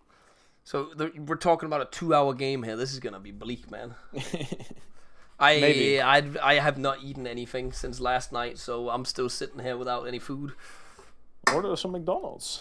At this point, I got to wait until my girlfriend gets home to figure out what dinner is. And then I have to go and quickly put together... I have to watch the video that Braun gives me. And then it would be perfect for me if this game just gets cancelled and it's just draw right now because of the delays. Because I need to still just clip together like a 30 seconds to a minute video of announcing the tournament and the charity, and then putting that into the Hoi video. I gotta tell Braun where to put it in, and then I gotta look through Braun's video as well, and then I gotta upload, make a thumbnail. I got a lot of shit I gotta do before in the next 3 hours, and I gotta eat dinner on top of that. Busy schedule. I have nothing to do except beat Dark Souls. Have we had any more donations since? Yeah, we might as well talk about the donations, guys. We do have the ability to donate. Again, alerts don't pop up because they do not have the PayPal account, but we can do it through the website, and we get the money go to the charity this way. So, and if you want to read about it, you can go on to the website with the link, and you can read more about it. It's very easy to donate on there. You can donate in most currencies, I think. with visas, and you can leave a little message, leave your username. You can do it anonymously. Anything helps, guys. Helping kids with cancer. It's maybe an idea to put somewhere in the bottom of the screen where nobody looks, like in the bottom right, like a window into a window of the website, so you can see the donations live. But I don't know if I guess I could do like a window of the website, but the problem is then I'd have to have the website up, right? Or maybe I could do it. I could do it that way if I just have the window of it, so we could see the live counter of it. That could technically work, Thomas. Because it would also be better if you don't use PayPal, because then all the money goes to the charity and not. Like I think that's still because there's still a bit of administrative stuff that goes to accountants and stuff like that for the charity. Yeah, obviously. I think it's 5% with this. 95% of the collected funds go to charity in this case. 5% goes to administration. PayPal takes like 2%, 3%. Yeah, PayPal. See, that's PayPal would take 2 to 3% if you are a charity, and then the money would be transferred to the charity where there would be another 5% taken, right? So we're basically getting 2 to 3% more here, this way of the money. Which I kind of find it crazy that PayPal doesn't just allow charities to have no. Yeah, it's like how much of their traffic is even like charity? Like I don't really think they would take that much of a loss on that. But whatever. Okay, Atlan says his router restarts every 30 minutes, and he says, "Oh yeah, we can. I'd say we try when he comes back to play the game, but otherwise we do the draw." Yeah. Because if we have to wait 10 minutes every time, we can't play that game, right? That's not possible. Can you not use like 5G or something? That's what Panda's using now, I think. Romania. Panda's Romanian, right? Yeah, Panda. I think Panda's Romanian or Polish. Romanian tech infrastructure surpasses that of Germany. Hey, apparently Romania has actual good infrastructure for tech. By the way, I would imagine so. They get a lot of subsidies. It's probably the EU that paid for it. Let's be honest. The Germans just refuse to do anything.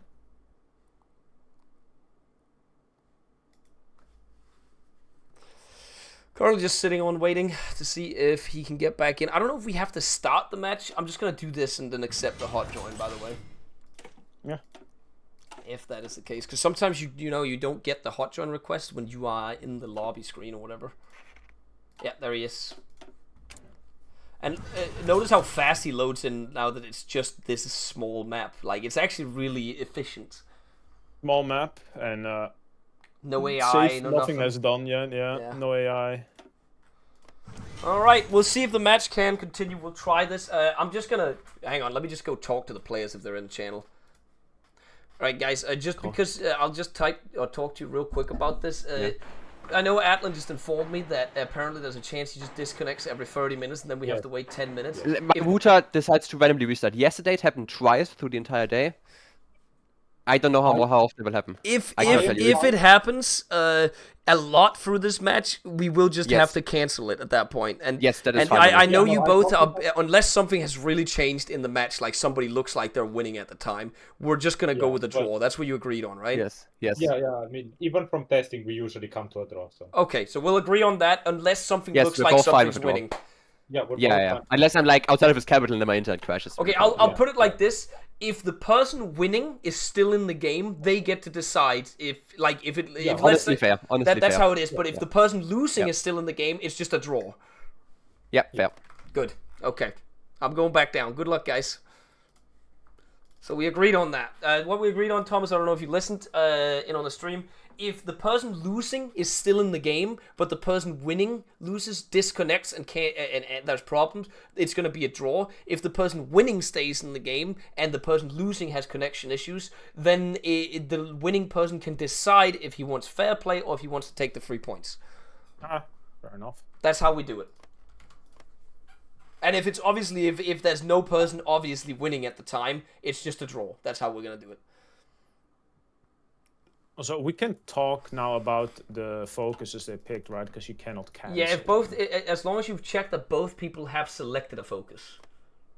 And I'm gonna say I am pretty sure we're gonna see a mirroring game where both sides will do the exact same strat. Yeah, I said this before. I undefined as well. I think, Thomas, that it'll be the first match where we see this because nobody has done a mirrored match before, and these two players will only do the artillery spam strat, right? Like that's all they have been vouching for. And that also explains why Atlan said like this is probably gonna be a draw game, unless someone makes a major mistake. Because it is unlikely you're gonna fucking cap each other if both nations just have RD spam. Because the units move slow and hard to encircle stuff. Hard to make a decisive blow.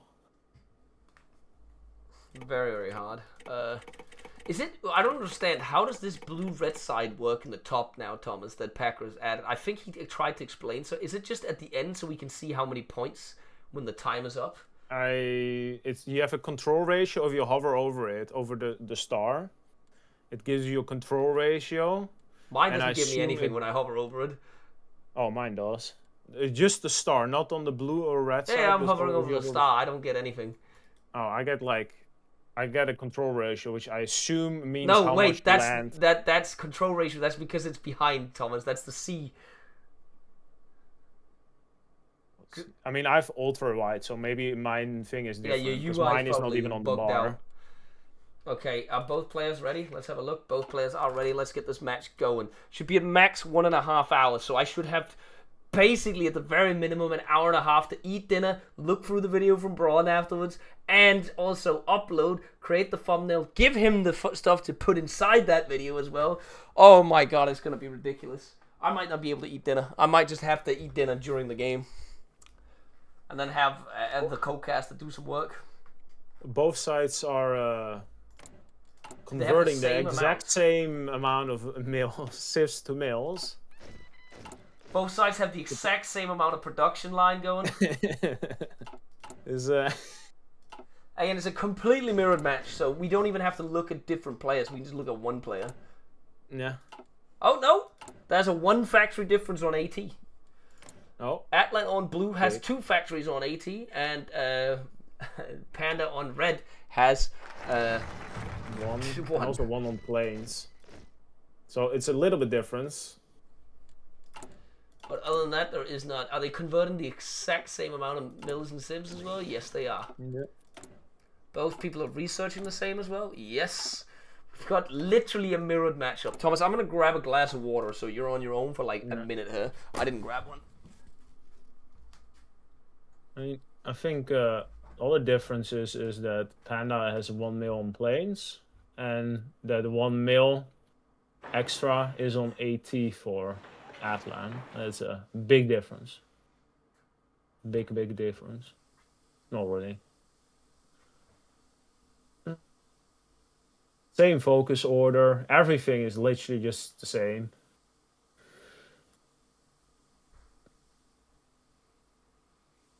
Yeah, I think if you put your points in a draw, I think you have a pretty secure W.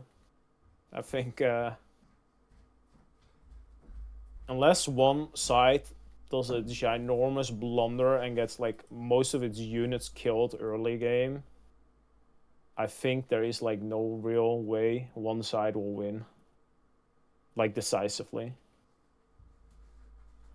Yeah, I pretty much agree with that. I had my headset on, so I was listening. But I will say, I have a theory that Atlan is better with his hands than Panda is. Yeah, and it could come down to hands. Better with his hand. Yeah, I think Atlan will probably win the draw with like goal difference. Like he will probably control some of the tiles, but like he needs to like kill a decent amount of the enemy's army. Yeah. Like to actually cap him. Because both builds are also pretty good for roaching, because it's like a lot of inf for both sides. A lot of units, yeah. A lot of units, so you can roach a lot, and the units move slow, really slow. And as I was talking about before, Thomas, before I undefined started talking to you, that if 2 players do the exact same build, right, then it literally just comes down to who has the better hands at that point, because nobody's trying to gain an advantage build-wise over the other player. They're just trying to micro against each other at that point. Yeah. Which is, I didn't even realize I forgot to pause, but they paused themselves, the players, so that's fine. I was AFK to get my glass of water. They paused. Doing macro, picking their focus. Is there a difference there? Mobile infantry fire concentration for Panda. Oh, there's a little bit difference. Assault infantry, yeah, doctrines are different. Assault infantry fire concentration, infiltration tactics for Atlan. Oh, he's going for more HP then. Panda, mobile warfare fire concentration, and has not done an operation. Did not decide not to do an operation. Yeah, and he doesn't have the XP for it either. Did he use it on the template maybe? Oh, wait. He's doing, there is a difference here. I think he's doing the semi-motorized artillery. It's literally the same build, but semi-motorized.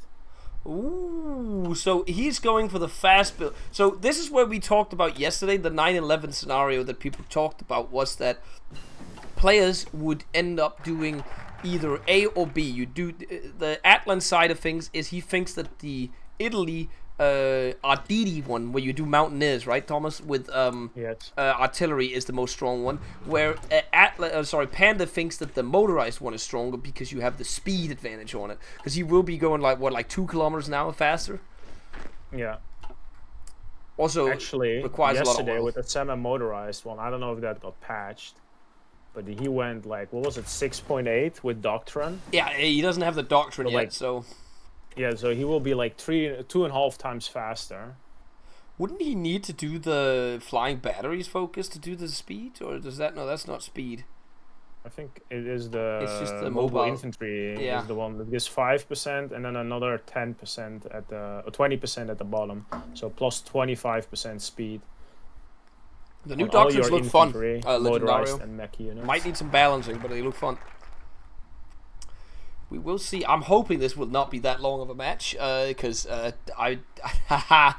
my schedule's gonna be so killed because this game got delayed by an hour, man. Oh, I mean, it might be a little bit faster now. I don't think it might not be a draw now, because if Panda has the hands, I think he has like a... He has the ability to just fastly shift his focus to like either the northern front and get kills there. Just highly concentrate there and get kills. Then move back to wherever... are you sure Atlan is killing some Atlan's units. not also doing it? Because he has 22 on trucks, Thomas. Oh, wait, did he move He just to made a level new 12? template called We Oh. Drive. Oh, okay, never mind. So maybe they are both doing the motorized build then. But have at the- that point, won't it just be... Then it would be really who has the most hands, because everything would be then- flying everywhere. Yeah, then I will just say that, and this changes the thing a lot, because now it's like I don't think it might not be a draw, and it might just be one side quickly winning from the other one. Because things But can then the whole happen so point- quickly. Yeah, because the whole point of why I thought it would be a draw is because it's just two RD spams where units move really slowly, and there's like no movement. But this is like the completely opposite. This is like really fast movement. There you go, Thomas. It's updated now. It goes 6.8 kilometers an hour now on Panda. That is Yeah. insane, by the way. That again, I think this is because the doctrines have not been nerfed and the values are what they are. Because they are not meant to go that fast. Like, they're not motorized units. It's just the semi-motorized that is too fast.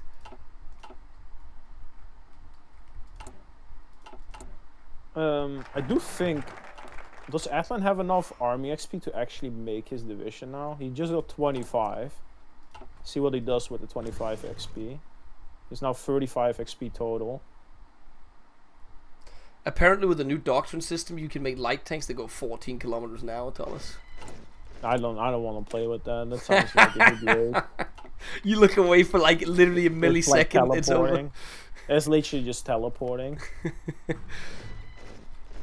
How many? And Panda, I think he goes for about 60. That's what you can have ready for war. What they calculated with the Excel sheets, if you add the factories correctly. They both have. It's so identical to each other. It's like one or two factories here and there that's not in the build. I mean, Doctrine is still different because Panda has mobile infantry and he didn't pick an operation, which is like a lot of bonuses he's missing out on. Choosing instead of making the division first. And I think Atlan might have the better strat of like picking operations first and then make the division later on. Yeah. Because then Because he you has can enough move army further to in. do it. Yeah. Wait, why is the army XP so low for Panda? He used it all. No, sorry, you mean Yeah, Panda no, has he's getting high 100, army yeah. XP, yeah. He's getting now. He's about to get it as well. Because the thing is, Thomas, in order to get Doctrine, you have to train all your units. I didn't realize that until yesterday. You have to train everything to get Doctrine now. To progress the Doctrine. It's training or battle with battalions. And then the amount of battalions that are training / battling will mean how much. Which is again, why also they deploy all their completely- units with like no strength so they can just train them. Which I'm curious how that is gonna work in our mod, because like nations like the Soviet Union, they have a lot of units at the game start. They can train. Yeah, they're just gonna have infantry doctrine within it unless we add something. They have like I think they start off we start off with like 150, 60 infantry division and like 12 tank divisions. That's quite a lot of IC. They can train at the start. A lot of battalions they can train at the start. So I'm kind of curious how that's going to go in our games. I'm really curious, especially with the new Soviet tree. Which, by the way, Atlan designed in this game right now. Yeah, so the designer of the you new can blame one. him. Yeah, we're going to flame him. We're going to deduct the winnings from him if he makes a bad tree. He will not get paid out if the tree sucks. We'll see if he wins, or if he loses this match, by the way, he'll only have 3 points. He'll have a lot on the line when he has to play his next match. But He needs to draw or win, right? He needs a draw would be really... A draw or win would be really good for him, yeah. I think his last match that Atlan has should be one that he could win, because it's against Banana. And we saw Banana yesterday. He was one of the new guys that came in, but... Atlan is seeded first because he is one of the meta players, so he's expected to win. He was every really match. confident Yeah. because like before the game he said like to Panda like you can take the win if you want to because I'm through anyways because I will win against Banana. He was really confident. Yeah, that's what I'm thinking as well in that case. Like Dankus and Atlan are not that they're not that worried right now. I would be more worried if I was Panda in this situation, or what's it called, Nexon after that game earlier as well, because you need to win the next game if you don't win this one. 'Cause they don't have a win yet. Atlan does have a win because he won against Dankus, which made that really good for him. Has he designed the divisions now? Yes, he has. They're literally identical to each other. It's just a bit of doctrinal, I guess, changes. Yeah, that's it. That's it. It's just the first doctrine, right? Yeah, Atlan went for stats or like orc and soft attack.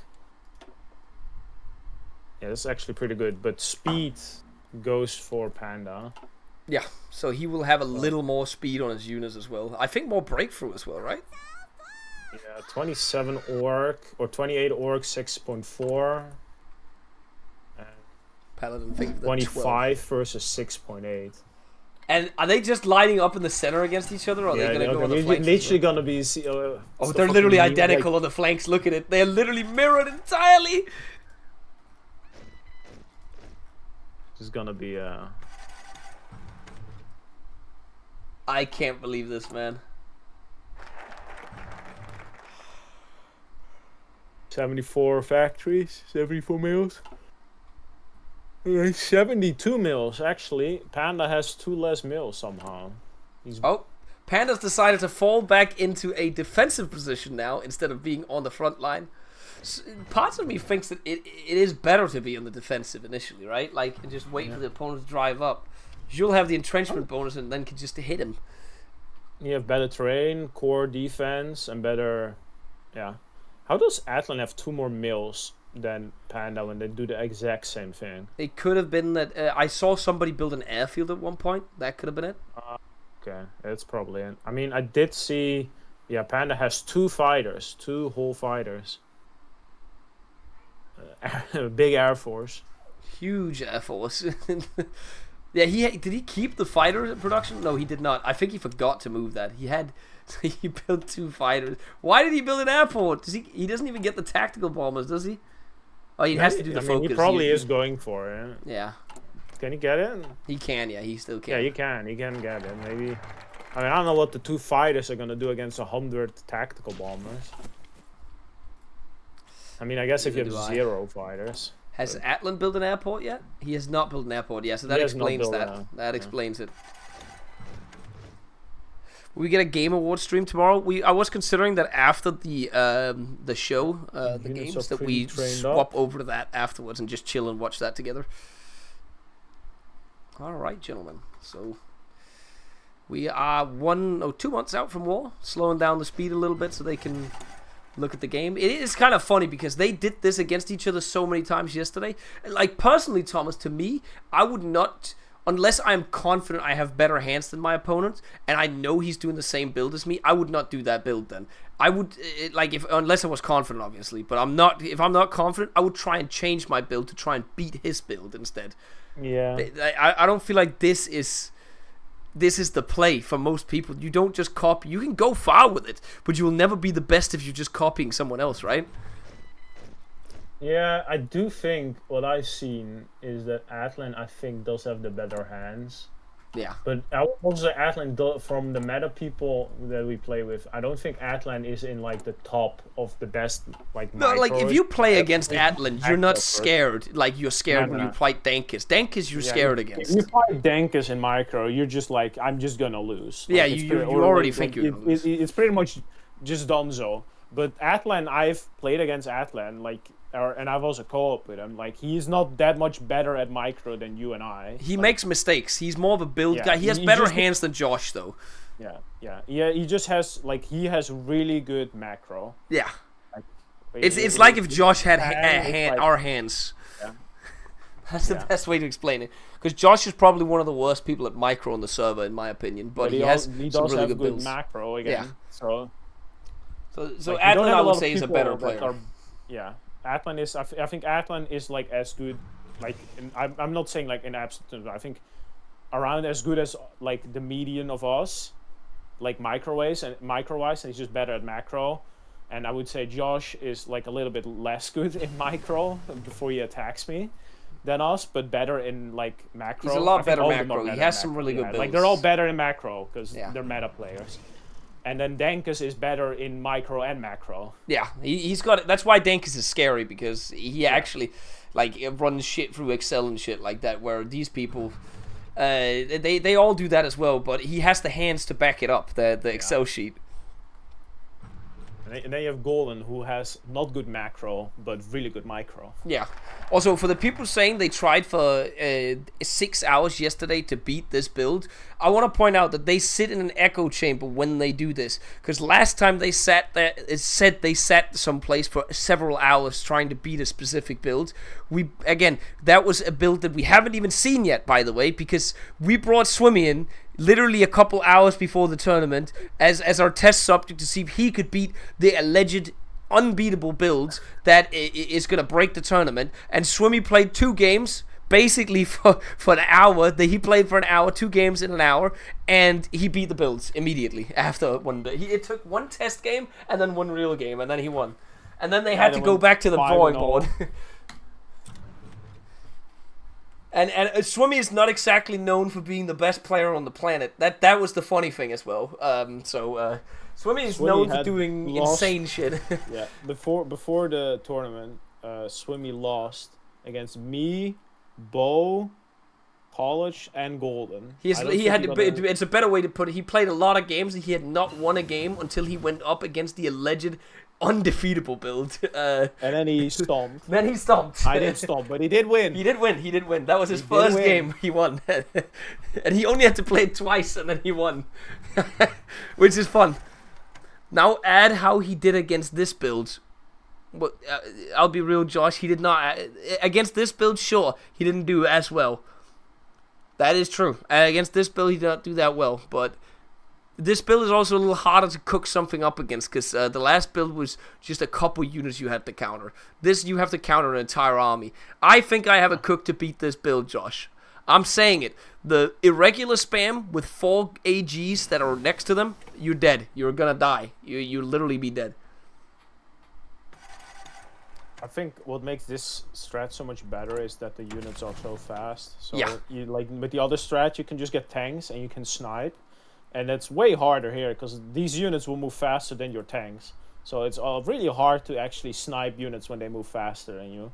'Cause then 100%. it's literally just a hands issue. But that's why my entire theory of how you beat this is you need to have enough units on the field that you can orc wall for at least a couple seconds while your tanks do the damage on the sides, right? And encircle. And that's what the build that I did last night. Thomas had 110 irregulars fielded, 20 with 2 artillery brigades in them.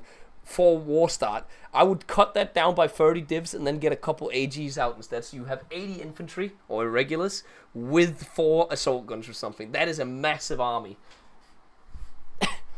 And then you need to get some kills on either the flanks or the center immediately. You need to get kills on this build. Because if you don't do damage to the build or these 2 builds that we're seeing, it's genuinely over at that point.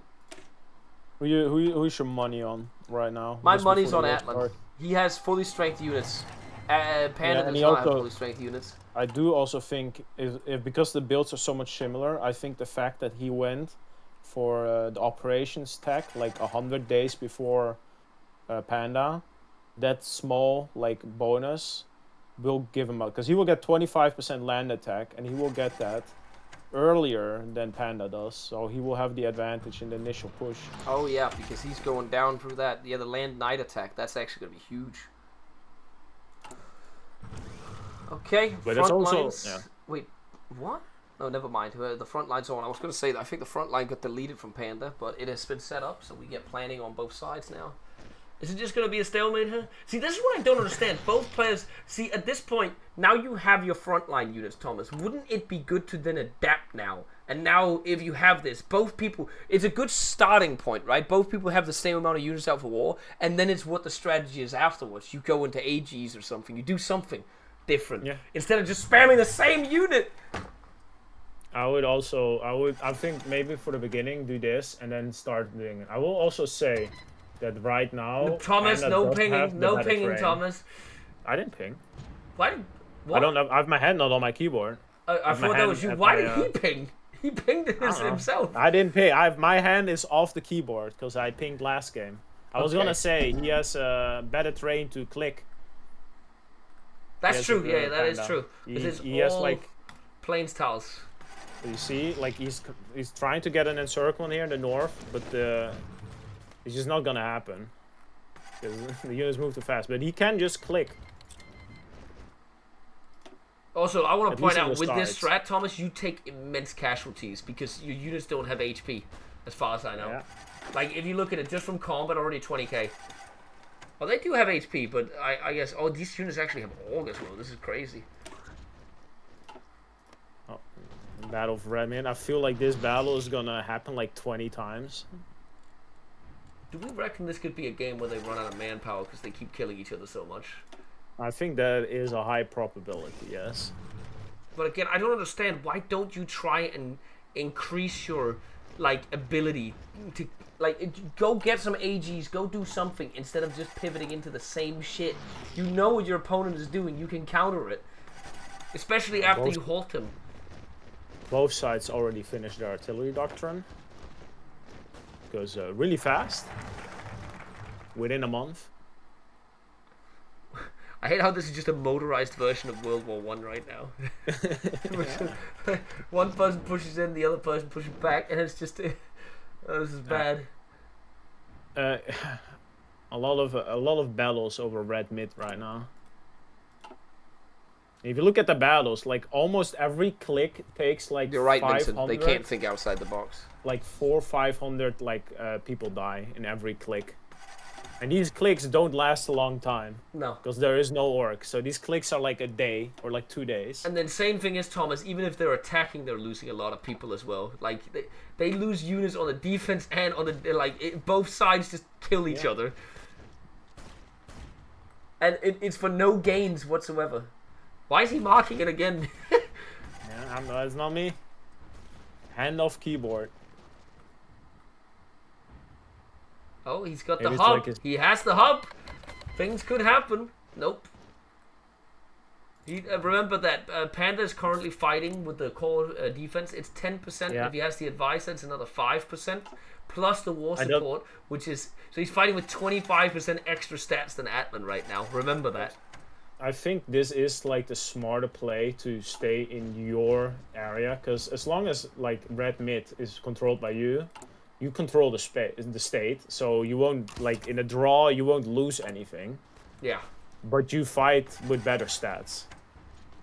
What if you It's did like an right now, Italy build to 100% counter war this? support. He has 10% attack and defense on like extra that Atlan does not have. Yeah. And you can probably increase that indeed more with an advisor.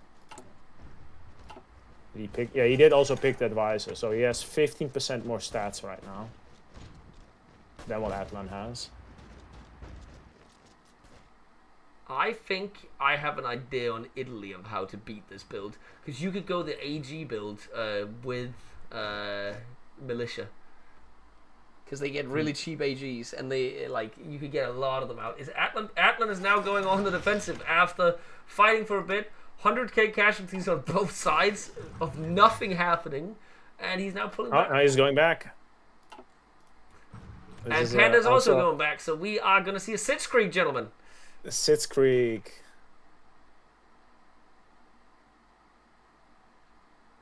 Atlan has typed 15 minutes ago that he was mentally in the Arditi build, apparently. I hope this is not gonna last 2 hours, Bo, for your sake. Looking into the camera. My girlfriend just got home, Thomas. Oh, wait, no. There is an north? offensive coming in the north, so I'll look up there in the meantime, and we'll see what happens. If anything else happens, you gotta let the stream know, and just you gotta be the radio caster for it if something crazy happens. I'll be right back. I gotta just talk to her real quick. Time for some intense commentary where maybe something will happen, but I think not, because there's literally nowhere else for Atlan to look than the north. There's no way he doesn't notice this. That is literally, yeah, he's already moving. You guys cannot see it, but he's moving units from the south Thomas, to you the need some help. north. I got you. Yeah. Yeah, he was like, okay, what I was gonna say is I think Atlan was planning on doing the same thing in the south, what Panda is doing now in the north, and now he moved his units all the way from the south back north. I love mirror matchups I and am back strategy now. games. Golden, It's such a viscerally... Golden, you agree with me that if you come up against someone, you know exactly what you're doing. Isn't it better to come up with a strat on how to beat that than just do the exact same thing? Unless you think you have better hands. In my opinion, this might be a hot take, right? But from like a strategy game perspective, I feel like mirror matchups are supposed to be like a complete game sense thing. Like you're not trying to outhand your opponent, you're trying to just like execute it better. It's more of a game knowledge check, right? But they're doing the same fucking like monkey behavior of just bashing their head against the wall like it's gonna change. I don't understand what the point of it is. That's something that confuses me about this. I would say like it's even more that they literally are thinking the same thing, because Bo didn't look at it because he wasn't here. Are they thinking? When Panda was moving his units up north to attack, Atlan did the exact same thing but in the south. I want you to know that these two maps are mirrored. So like the north for blue is the same as the south for red, like tile-wise. It's the same. It's like mirrored. So they were literally attacking from the exact same avenues attack. It was just that Panda was a little bit faster. Yeah. And then Atlan had to move the units back north to counter his attack there. But Both of them are making the same mistake though, no, Thomas. Like when they're attacking on either side, I feel like there's just like genuinely no understanding of like what the conditions are. Like that's kind of what Bo was talking about for a few days now with like the meta zombie approach. It's like it's such like a one-dimensional like you kill opponent smiley face strat that I don't understand. Like what the fuck are you supposed to do when your build stagnates like this? Isn't this just like the most slop draw angle, Bo? Because they're not gonna adapt. I kept saying it's to me, Golden. I make the current the constant comparison to AOE. You know how French players in AOE are literally the most meta brain dead zombies. Not gonna happen. Like not gonna happen. They only build heavy cav. The enemy builds spearmen and crossbowmen. I have to keep building. I have to keep building heavy cav. I can't swap to something else, man. It's impossible. I can't change the strat.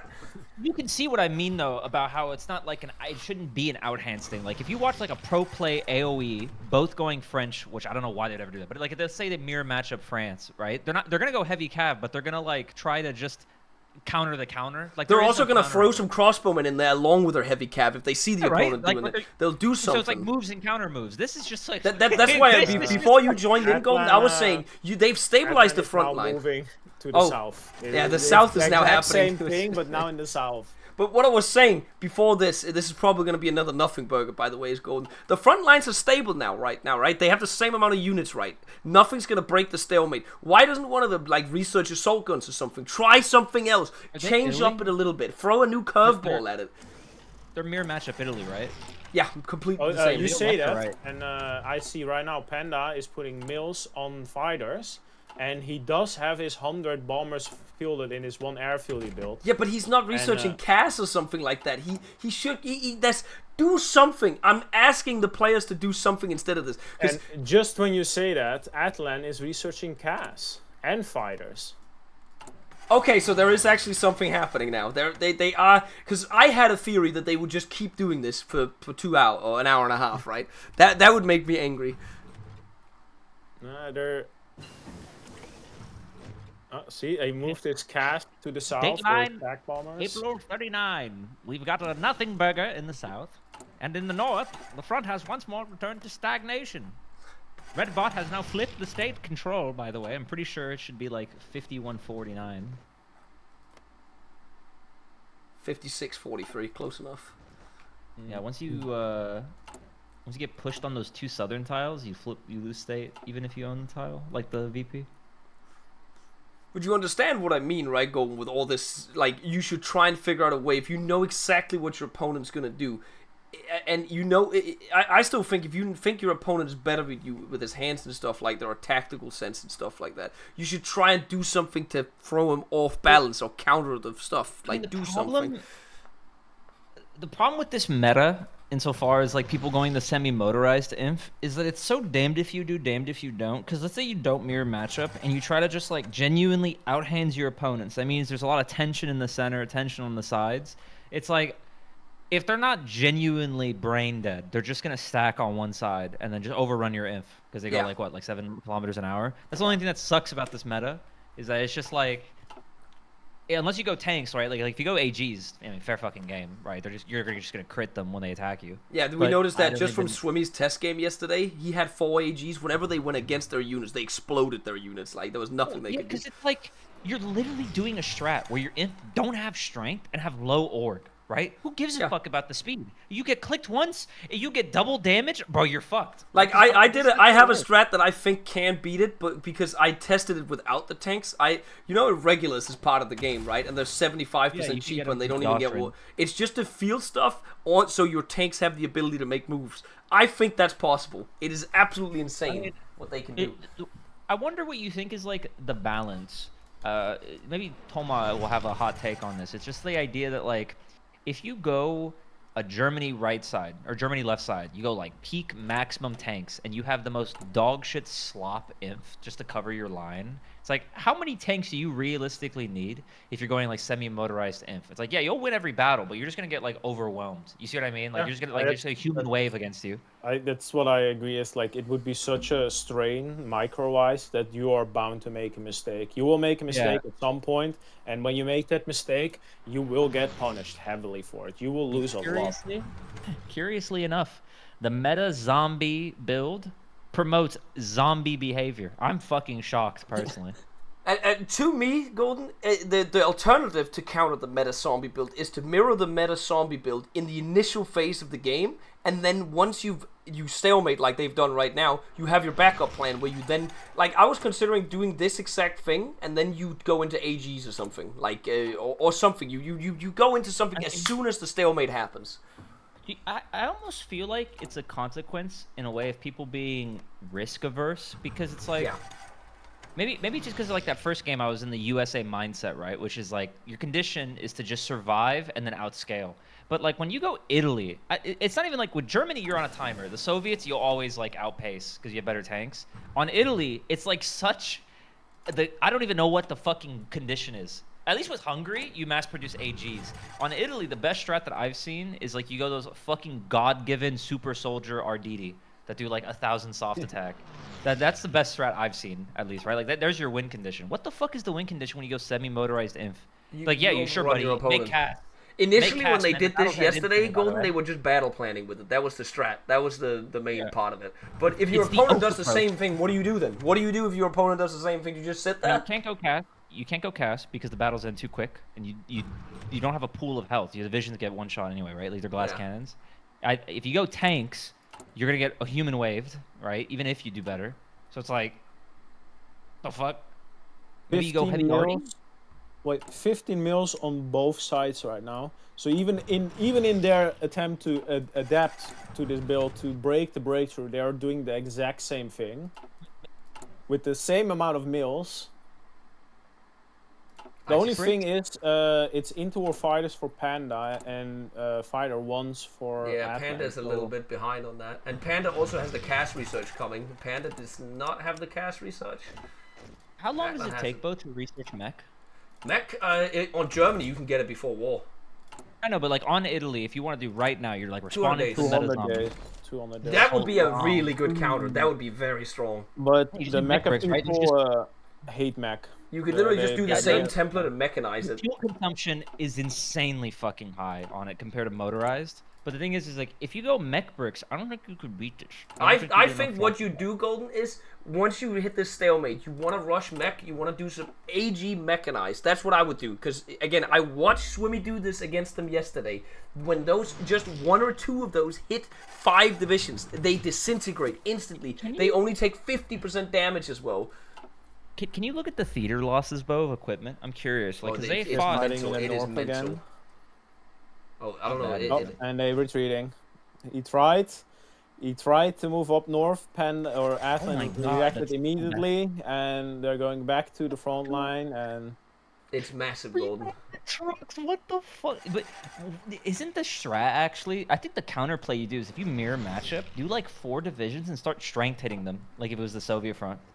4 divisions and start strength? What do you mean? Like 4 divisions of Like you know how like when you're on like the Stalin line, you start taking like your 3 tanks, you start clicking the German info. Yeah, over yeah, and yeah. over But again? would you want Yeah. tanks to do that then and start strength hitting them over and over? Would you do it with infantry? I mean, whatever works, right? Like technically speaking, if these divisions You'll fight take each other, strength. they're You trying to take get strength together. damage when you attack with these divisions, Golden. That's the problem. So long as you, but you just need a net positive IC trade, right? Yeah, Like, I don't know, if I these know, but- divisions with planning bonus can beat entrenched ones. Does that make sense? Yeah, yeah, I know exactly what you mean, but the problem is I've seen from if they fight, even when Josh fought my 100 shitty ass irregulars yesterday, I didn't encircle a single unit yesterday, right? It was just him attacking my units. He lost 400,000 men doing that. Goated. Literally Goated. just because they I don't know, I assume it's because there's so much artillery and there's no infantry to give them org and HP. They literally explode when they hit the front line. Well, it's Like, because HP. Oh my God! Someone in chat can bail me out. The way it works is like the higher the HP is, the bigger it might the. encircle some divisions right now. yeah, there's no It's not that micro. HP makes you take fewer strength losses, Bo. It's that the higher your HP is, the more diluted strength losses are, right? It's like Yeah. the formula is just weird. So it's like, I don't even know how it fucking works. Like low key, it's very fucking confusing. I have to read the wiki about it. So We're looking at almost. I think it's insane that we have not seen a single encirclement yet, and we're looking at like 200k casualties on one side. Oh, we might encirclement first One unit that, down. One that, Huge! 1 unit down. First division died. heavens. Oh my God. Pressed advantage. More numbers. A real individual would take all their divisions from the flanks, put it on one front, and push. That's the really base strategy. But they're not prepared for that conversation. Meta zombies are too risk averse. Again, I keep telling you, like the guy who made this build, aka Dankus, came up with the original one, and shit like that, or whoever he did it together with. He's gonna be the one that knows it the best. Like most of the time, when people copy builds and aren't the actual meta zombie himself, they're not gonna be able to adapt on the fly. They're just gonna sit there and just, as you said, not do anything. They're just the build says, Golden, you keep 8 division in the bottom lane and 8 division in the top lane, and then you attack in the center. That's what the build It's says. right there, Bo. Leviticus 2:13. Thou shalt not convert. It's just. Also, I'm of the opinion that in this build right here, I would like converting. I don't know if it's even worth it. Like, If you know your opponent is converting, you just need to hold off. It's so based. I love people who do the conversion builds. Like, indexing on a nation. Like, people who are converting mills on the Soviets. It's like, you are literally just fucking yourself. You just like... I just think it's... Maybe I'm just too scale-centric. I am a scale enjoyer, but just fuck me, man. Converting factories is so early brutal. IC, Golden. Early IC. Oh my god, Big Chungus. If you don't win the game in 2 months, you draw automatically. It's literally like, I don't think they realized that you had worse IC early on, but you produced more of the good shit later on, so you have the opportunity to kill people. But By the that's way- what I meant earlier with like the conditions you have. Well, I noticed something else. If you look in Discord right now, you see that Panda and Atlan are both literally in voice unmuted on Devon, so they are probably talking to each other. Oh, while playing this. that's been a thing with a lot of the players, to be fair, Oh, yeah? Thomas. Okay, I didn't know Most that. players do that. Fuck that noise. You got to deafen. That's what Monk was trying to have a conversation with me. I was like, nah, man, this is serious. Well, he gotta was be in also it for the winning kill. initially, It ain't, so it's easier to talk when you're winning and harder to talk like when you're being- losing. It's like being in a UFC fight, man. Somebody's trying to like fucking talk to me. No, bro. I'm here to kill you. That's how this works. Like no. Panda moving no- up in no the center voice now. I guess he's decided now's the time. Oh, they both have chosen two separate things on the Spirit of Army thingy. So he has on Panda 6% breakthrough. 6% breakthrough, but on Atlan we have, I'm pretty sure it's defense and breakthrough. Wait, this is just... Wait, does that count because it's Toad? Does that count to that?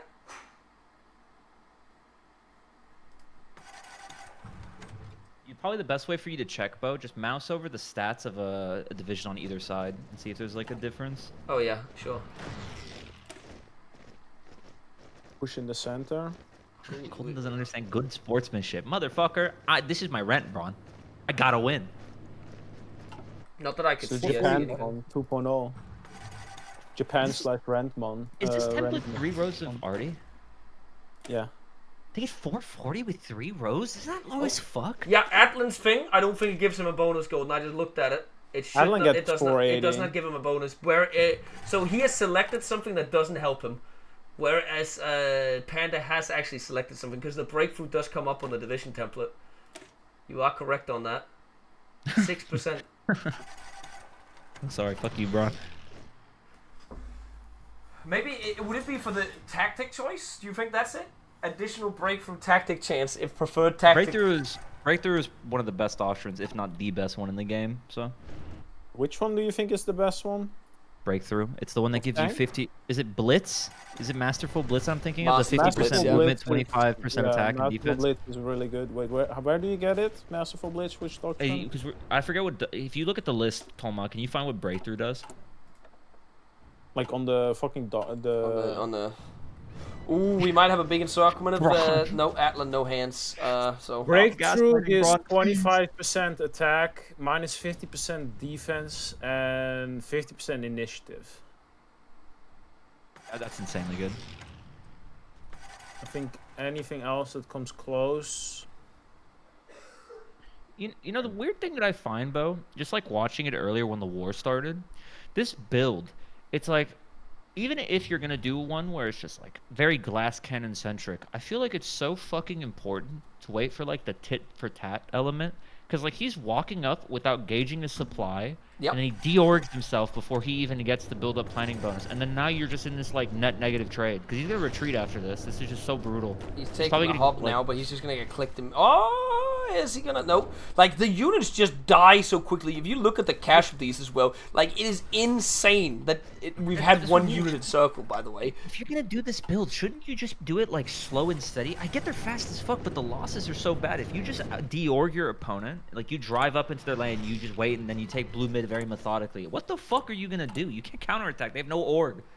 Atlan's also got his cast flying now in the center, so he's got the Did cast We, advantage. in our mob, did we nerf guerrilla tactics? Because in this here, it seems minus 70% attack. Oh, they I both don't have think cast that's in flying. mob. Oh, they just encircled the unit. Oh in no, the it's center. out. It's no. That, Two some of the units- units died in there.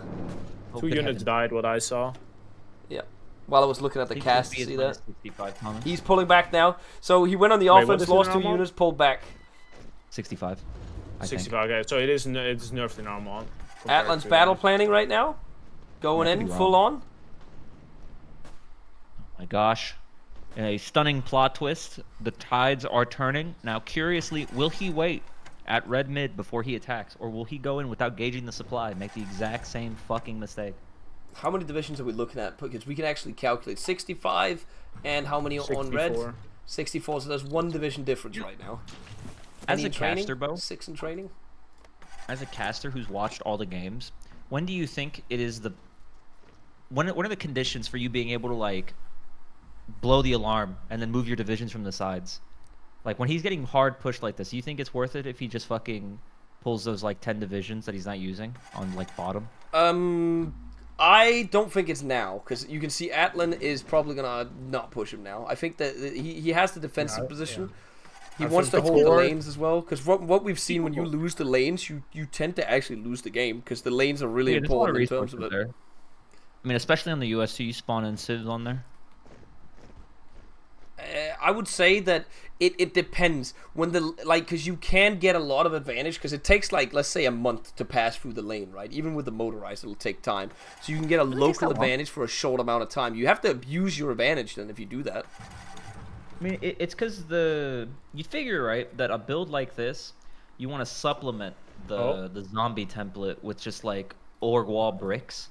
Yeah. Because then you could just keep tension on the sides and force them to put more stuff there. Doesn't really seem like they ever make a different template aside from this. They only ever supplement with air, which is odd to me. We're going back, boys. one counter attack by Panda. Almost Atlan almost lost 10 divisions, and he decided to go back after that. What are the equipment losses now? Oh, After just one offensive and one counter attack, I want to see. Losses. Wait, wrong. Let's do last 2 months. 100. That's not that bad for a month. Oh wait, if that's counts only for a month, there's no way that's for a month. For a single month, that is. Oh my God! Jesus Christ! 2 months is 1,500 on Atlan. There's no way that's right. That is right. Jesus Christ. 15,000 is crazy. So that's the What- back any and loss forth. is They lost 20,000. 1,500 artillery, 8,000 guns, and the enemy in that time period lost a little more. Mark my words, by the way. If this is the meta that ends up staying long term, which I highly doubt, I bet you that at some point there's going to be 2 templates. They'll have like an if brick that's just a HP soak, and then they'll have like 20 of these divisions. I'm Yep. telling you, there's no way this shit is viable. Like, look at that. Like, you can't make more units. Again, meta will many also constantly move. Yeah, he won't be. The units are going to be hard to build. He's pushing the south again now. The meta zombie brain said now is the time. We did a push in the center, so time to push the south. If you orc wall and you have cast, won't these, like, as a counter to this build, won't the units just explode as soon as they go into The combat? battles are too fast, in my opinion. Like, Cass is But at if its you best. orc No, for If you my have, my one would have worked, Golden. If I had Cass alongside my regulars, it could work because he took a while to push me. Oh, But I agree with can you do- if 100%. Okay, what if you get guerrilla tactics? You get you do guerrilla tactics.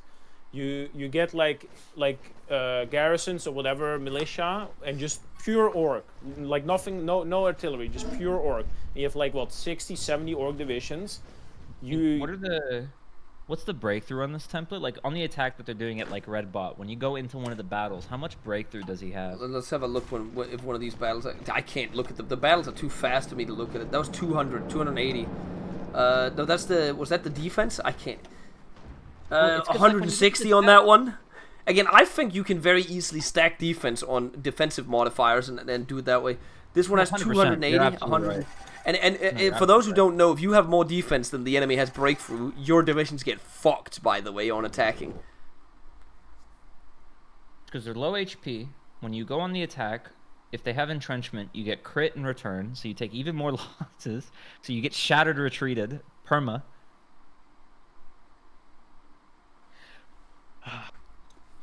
Is Atlan pulling back again? He's going back again. That is, I guess that's what it is. I don't really know what to say here, guys. Because we're going to see a lot of this for this match. Red is building forts. Blue is building airfields and anti-air. I feel like I just have to stay zoomed out to see where the action is happening right now. Like, because there's nothing really going on in this match. Yeah. Again, it's kind of what I feared at the beginning. What I said is I feel like this is going to be the worst case for you, a 2-hour game that is going to end in a draw with not even a goal difference. Yeah, and nobody doing anything really. Like, they're just sitting there kind of scared of each other. But again, I don't understand. What's the logic of going into a game like this that you don't have a strategy of winning? If you know your opponent's strategy is exactly the same. I genuinely don't understand the logic. I just hope someone finds a counter, not that in the remaining games we're just going to keep seeing this, because that would be really a bad content. Definitely.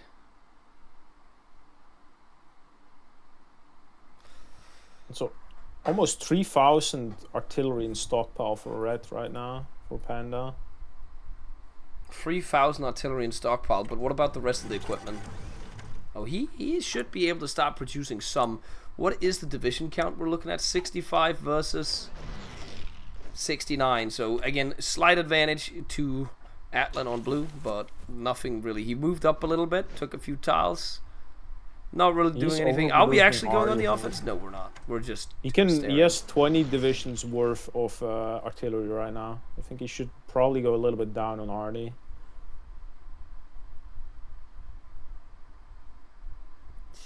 So 86 mils. 86. Oh, they have the exact same mil count. They stopped at exact same mil count too. I just don't know what to say about this, man.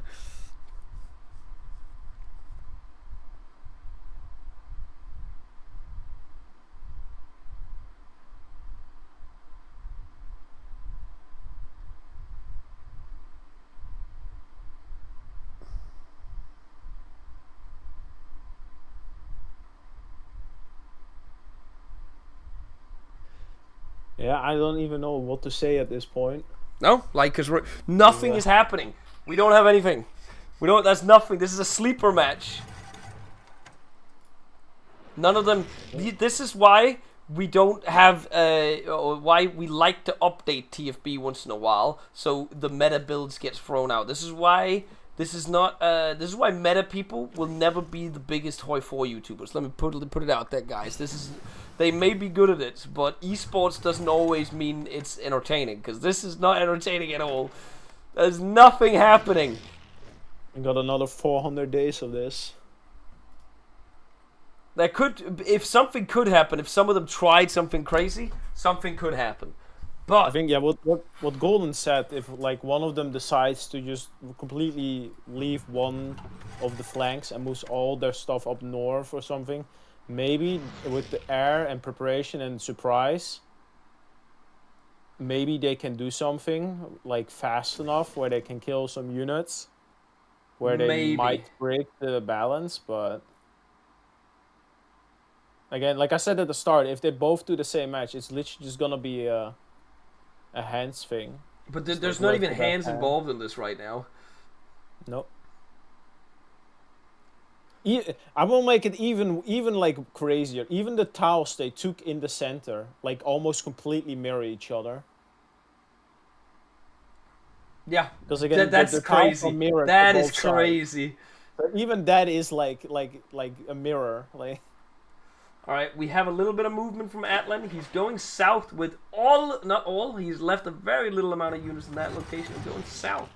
He's gonna try something. Gathering a huge force in one area. Potentially doing something. We'll see if it goes through. They even have the same amount of divisions in production. It's crazy. It's like a hive mind fighting itself. Literally. It's like the flood if it played Hoi 4 with itself. Well, we do see an offensive coming up in a moment. Do we see a reaction from Panda? No reaction yet. So it looks like Atlan may do a shock and awe here. If there's no response fast enough, we might see a massive click here to be able to smash the whole line. But will units come down? Forward, so that might slow down a little bit. There's nothing happening as of yet. And again, that's the problem with attacking is the attacking side will have the defending side will always have more stats because it's fighting on core. And it's 15%. That is not little. 15% more stats. He is giving up the fourth line now, and he is probably moving units over. He has not yet moved units over. I guess he's gonna deploy some units. They're not lined up yet, but nothing is moving. Maybe he thinks he has enough down there. But 22 versus, what is this, 14? Yeah. 13. Not looking good.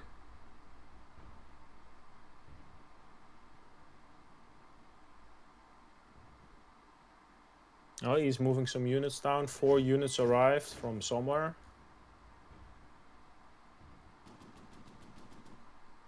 Oh, were those the deployed ones? No, they. Oh, No, it's not the deployed ones. I think he got them from the center. Yeah. I mean, if nothing's happening in the center, you might as well, right? I mean, now Atlan has the fourth line. Building more forts in the north. They also don't have civs at all, so them building a fourth line with like 12 civs. It's changed. I just came back. No, Atlan actually did do the thing you said. Move extra units, skimp on one line and go down to the other line. Goated. But still nothing is happening with that 11 logic. divisions in one tile, by the way. Because it's 4, so he will still like... Maybe, I just don't think... Here, I'm thinking you motorize that supply and then push down the southern front instead of keeping 20 divisions on one tile, but I mean, what do I know? Yeah, well... Well, I am. Well, I am. You're watching one person who's won with this build. No, none of these people have. We have only seen one win with this build so far, by the way. Here's an interesting thought, though. What do you think? And come, let's say, a few days from now, do you think this will be dead, or will people still be doing it? I think it'll be dead. Because every day we've seen something new so far. We'll see. It all depends on if people have brains, I'll be real golden, at the end of the day. You know what? Actually, I'm going to drop the ego take. Gentlemen, after today, people are going to start copycatting my strat. Mark my fucking words. You have something new cooked up? I've got a deep tech. Do you think it'll be so easy to kill this strat with it? Low-key, I wouldn't say it's easy, but I do think you can beat it. Do you think the meta zombie brain would short circuit if it was seeing your strat? Low-key, yes. yes. Yes. So you don't think you're gonna get your head crushed by the meta zombie strat right now? I mean, I don't know what Friendly Guy's doing. I've been seeing him in the VCs, like with Atlan and other people. So who the fuck knows what he's doing? Why is Monk saying that my build is better? These are cheap copies. Henrik says he's got something better cooking apparently than this. So things are still in the works. People are still working on things. Yeah, I think Monk is gonna come for revenge in the I know, like, playoffs. this is, like, not a big thing, but, like, we have nothing else really to talk about. But if you look at the combat of in the south, you see there's a huge disparity in casualties between red and blue, with blue taking, like, 3 to 4 times as many casualties in each click.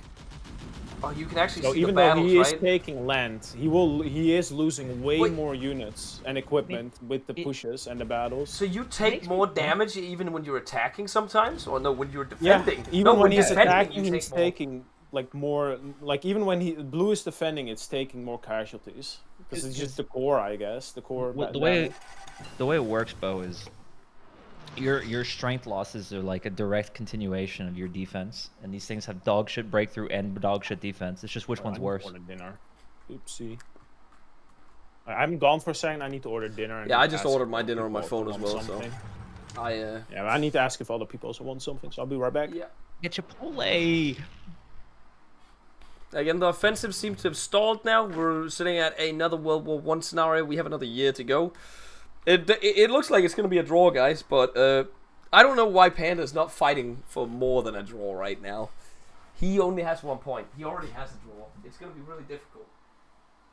You explained to me the format before. How does it work again? Where it's like if you win 2, you get through. If you have 4 points, is that enough?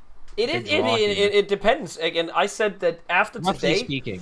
after today though, Gold, that's when we can really start analyzing and predicting who can go through and who can't go through, because you don't really know anything from the first stage because everybody's only played one game. But once people start to have played 2 games, that's when you're starting to go into theories like, okay, if Panda does win this, then it depends on who he's going up against and what that person has of matches remaining. You're gonna have to look at the individual matches to see who can go through and who can't go through. So Monk plays. Okay, so Monk plays before me. Okay, good. I wanted to see how the format works. I think Monk Nation is gonna be a big dark horse in this tournament, Bill. Let me tell you. I think Monkaneers are gonna come to represent. The meta zombies will drop out. Yeah, you could be right on that. Could be very right on that. Who's Monk playing against today? It's friendly guy, right? It's the 10th. I scrolled down too far. He is playing against Bloxer. Oh, it's Bloxer he's playing against. Friendly guy. Bloxer actually said that he was a little scared of Monk because apparently Monk's in boot camp right now, like trying to get as good as possible at the game. Oh no, Monk is taking this shit serious. Monk is not fucking around. I'm not gonna lie. Try hard, Monk. Monk Nation, please. Since nothing is happening, I'm gonna try fucking around with the stream a little bit to see if we can do what Thomas suggested, where we are potentially able to just hang on. If I do Pseudosciencer 1, that sucks, man. Window capture and we do this. What are you trying to do? I'm trying to only capture parts of a window so you can see the donation go live, how much we've donated or how much that's donated at the moment. But I need to... It's Control Shift and then drag it. I think that's what's the bind. Is that the bind? Mm-hmm. I'm pretty sure it's either Control Shift or Control Alt, and then it'll crop. I see. Atlan is moving like 20 divisions to the south, so he might do something there. 1 second. I don't know if that's not cropped. That was definitely not cropped. That was just stretching it. Control Shift and then cropping it. Would that work? That's also stretching it. The way it works is I can look it up. It's on at least on OBS or Streamlabs OBS. When you do the bind correctly, the borders of that window bow will be checkered. Okay. We'll have to look at that in a moment because there is an offensive going on, but we're trying to get the graphic right. Hey, I'm not a pro streamer, man. That's the whole point I've been making. This is my first time actually doing something for a week where I basically ditched my YouTube channel to stream instead. I'm losing a lot of money on this tournament, okay, man? Give me a break. Hold down Alt when you do it. Hold down Alt. We'll try that out. Zoom in on that in the meantime. See here. That works. I mean, I will also point out that in the center, I think nothing will ever happen because Red is now starting to build forts in the center. Unlike the tiles that can actually be taken, which is Red mid, because all the other tiles, like he can just click from 4 other tiles, so he doesn't even have to build forts there because he can just click them out whenever they get close.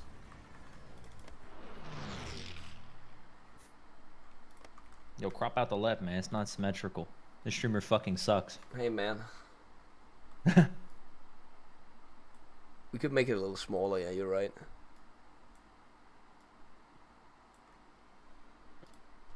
For dinner, Golden. Indian, burgers, or pizza? Chipotle. We don't have that. I would get it if we had it. What is the Coco's curry you have? We don't. That's in London. I thought you had one in Amsterdam. No, there is one in Europe, and it's in fucking London. I'm not taking the train to London. It's like Bro, 4 quick hours. in and out. Quick in and out. It's like 3.5 hours, and it cost me like $60.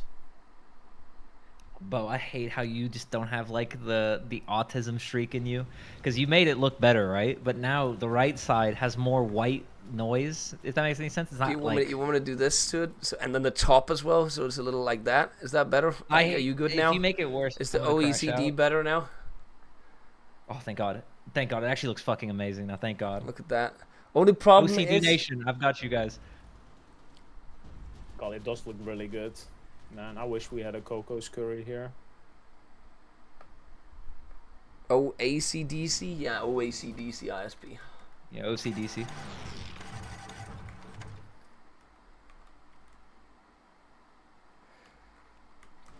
Yeah, guys, since we don't have any gaming to talk about right now, because meta zombies are the most boring people on the planet, we are collecting for charity right now, guys, and so far we've been live for 3 hours since we have been able to do it. This will be running for until the 21st, until the final is done. Then we'll be shutting it down. But you have the ability to donate over the next, will that be 11 days? And we had a lot of support in the first few hours, or the first hour of the stream. We got like 1.1k, but it slowed down a little if you have $1 or $2. Or I don't know what the lowest you can donate is actually, but whatever it is, if you have something to spare, we appreciate it. So either hit the donate button below, it'll take you to the website, or you hit ! Charity and it'll pop up with the link as well. If you want to read more about the charity, you can do that in there as well. The site is in English, even though it's a Danish charity as well. For kids with cancer, if I didn't say that out loud. Anything happening at all? Anyone see anything? I see 15 on casts, 25 on fighters. What about on the other side? I see 30 on fighters, nothing on cast. So at least Atlan, I'll give him this. He's trying something. He's less meta zombie than... Maybe it's because Atlan is more the guy that helps cooking up the build, where Panda is more just following the builds.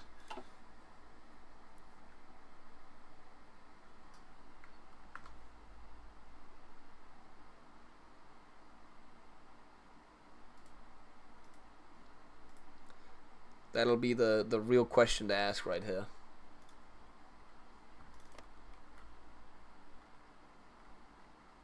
Hello? Yeah. I thought my game crashed or my internet died or something. I'm For a second there, man. I'm looking to order something, so I'm thinking about like ordering my dinner right now. I was just making sure. That my game wasn't dying. I grieved. I was watching John nothing Travolta happened. clip. I mean, he's retreating out of the south now, so maybe he will try Thomas. the north now. The more units will go north. Thomas, I'm gonna send you a tweet, but ignore the caption. Sure. So I'll understand why people are spacing out. By Every the way. time. There's every nothing time I happening, go chat. Into, like, Bow stream and I It see, feels like I'm the wasting my semi-motorized time, amp, I just think man. of this clip. This is my reaction. So much joy. Actually, I'll send it to YouTube, but since you'll get a kick out of it on your second monitor. That's how I feel if you watch the fucking clip. You see it lock in, immediately crash out. Oh my god! He's going north again. That movie is something. So fucking random. Is 2 years for a draw too long? No, because otherwise the scaling nations won't work. Yeah, it's just like normally a draw is when both sides fight and it's like they cannot cap, but one side is like clearly winning usually. Again, I don't back understand and why you... forth. Who shows up to a match... Like, I understand if your opponent is wildly better than you. You want to show up to a match thinking you could just get the 1 point, because that 1 point is technically a win for you in that case, right? If your opponent is wildly better than you. But if it's two equally skilled opponents, or relatively equally skilled opponent, or you are the better player... In this case, I would say Adlan's the better player, right? Why do you show up to a match... not thinking outside the box? How do I defeat my opponent? That's what you should think about. You shouldn't think about, I need to mirror my opponent. That's what I gotta do. I don't think that's what it is, bro. I think it's it's a narrative thing. You don't want to come in with the build, overcook, and then crash and burn, because it's really easy to crash and burn, especially against the strat that is like completely mobile centric. Like, you'll just get overrun. Yeah, but there's gotta be some adaptation. Like, I understand the strat, Golden, is to do this, right? Initially. But then you could have the plan. Like, in most sports games or any competitive sense, there is a plan B. Once plan A succeeds or it fails, you go to plan B or something like that. Why are we not changing anything up? Why has nobody, like, researched anything? Literally, Panda is rushing Fighter Freeze right now. 800 days for that research, by the way. You will get it anytime. And here it is. We see it. Paratroopers and transport planes. Atlan is actually not entirely meta zombie right now. Do you think he's gonna paradrop right before the draw comes in? They DM'd me that they want to draw. Is that right now that they just want the match to... Wait, what? I mean, They I just kinda wanna typed see to the me. paradrop Give now. that none of us can push into each other's court. They are literally giving up, Golden. They don't even want to fight anymore. They just want to draw. Respect as fuck. I respect that actually. Well, I kind of want to see the fucking paradox now. You like kind of tease me here. That's Yeah, kind of but a tease I just got the now. message. Are we sure here? Yeah, I can go I'll be down real. You and can That's respect actually that all you want. I would respect it if it was a real fight. Like, but this is not a real fight. This What do you shit mean? is. This is peak. I'm pausing the game and going in there. Are you being for real about the draw right now? Yeah, I we can't push in push this it course. together. I can't push into this course, and he can't push into my course. I think you're gonna have to do some better strategizing for your next game against each other if you know what your opponent's doing, because Yeah, Yeah. this doesn't work, guys. This is not good for you. If you do this next time, Pan, and your opponent does it, and you end up on this, you don't go through, buddy. You're gonna have to come up with something new. Panda is well aware. The problem is Panda knows he can't win against me, so he just played for the Yeah. draw. That's Yeah, fine. That's fine. But you know, you should know better as well, Atlan. But I guess you don't care, so it's whatever. Well, I didn't care. I thought this build was funny, and I wanted to try it out in an actual game. Okay. Well, It's if not we're gonna get settling through for the anyway. draw, we're just gonna call it a draw. Because again, I would be real. I'll I'm try the bored draw. out of my mind casting this as well. Yeah, because nothing understandable. happened. Yeah, we can tell we've been laughing at each other for not being able to push for the past like a year now. I'm just trying to go south, click him, get counter clicked. So it's a Can't push, draw fall with back. no points or anything. It's just a complete draw. I don't mind that. I don't care. Yep, that's what we'll go with. Because I'm not gonna Perfect. count that you control a little bit of mid and a little bit up north Yeah, and it's south. fine. That's whatever. Well, GG guys. I'm not gonna do an GG. interview on that one because that is Yeah, the most boring no thing to need. interview a human being on. Well, I guess you guys will. Good luck in the next games, and Thank you gotta come up with something new, Panda. If your opponent does we will, this, we will. I will. And you I too, will try to Atlan. come with- I will come up with new stuff. Yeah. Don't worry about that. all right, GG. Well, that was that match. That was something. Goated. If the rest of the matches end like this, a lot of people are gonna lose. By the way, they're gonna. I'm just saying it straight up. Someone's gonna have to come up with something new, or they're just gonna like not go through the tournament. That's just what's gonna happen. What do you mean? Please nerf this out of the game. No, we're not nerfing this out of the game. Somebody's gonna have to come up with a strat on this, bro. This has happened for one game now. Golden already says he's gonna cook against this. Yeah, I mean, Yeah, I again, think Are you on the opinion that this is unbeatable, Golden?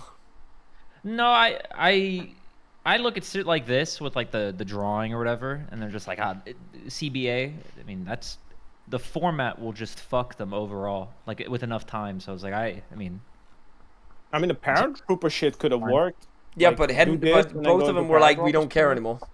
So, Yeah. and I'll be honest, as a caster and as a penalizes viewer, both this of them isn't to like get it. points, But if they're both okay with it, and all we were gonna do and sit here is watch for the next few hours, I'm okay with it. Normally, I was not gonna allow it, but at the end of the day, if they were just gonna sit there and watch each other for an hour, nothing was gonna happen anyways, right? So, it's bad, right? Like this is not good for them because they don't get points when you draw, like full draw. Yeah, you just zero. They get 1 point. I think you can still do assault guns in the Italian tree next, and I think it's wrong. You can still do assault guns in the Italian tree.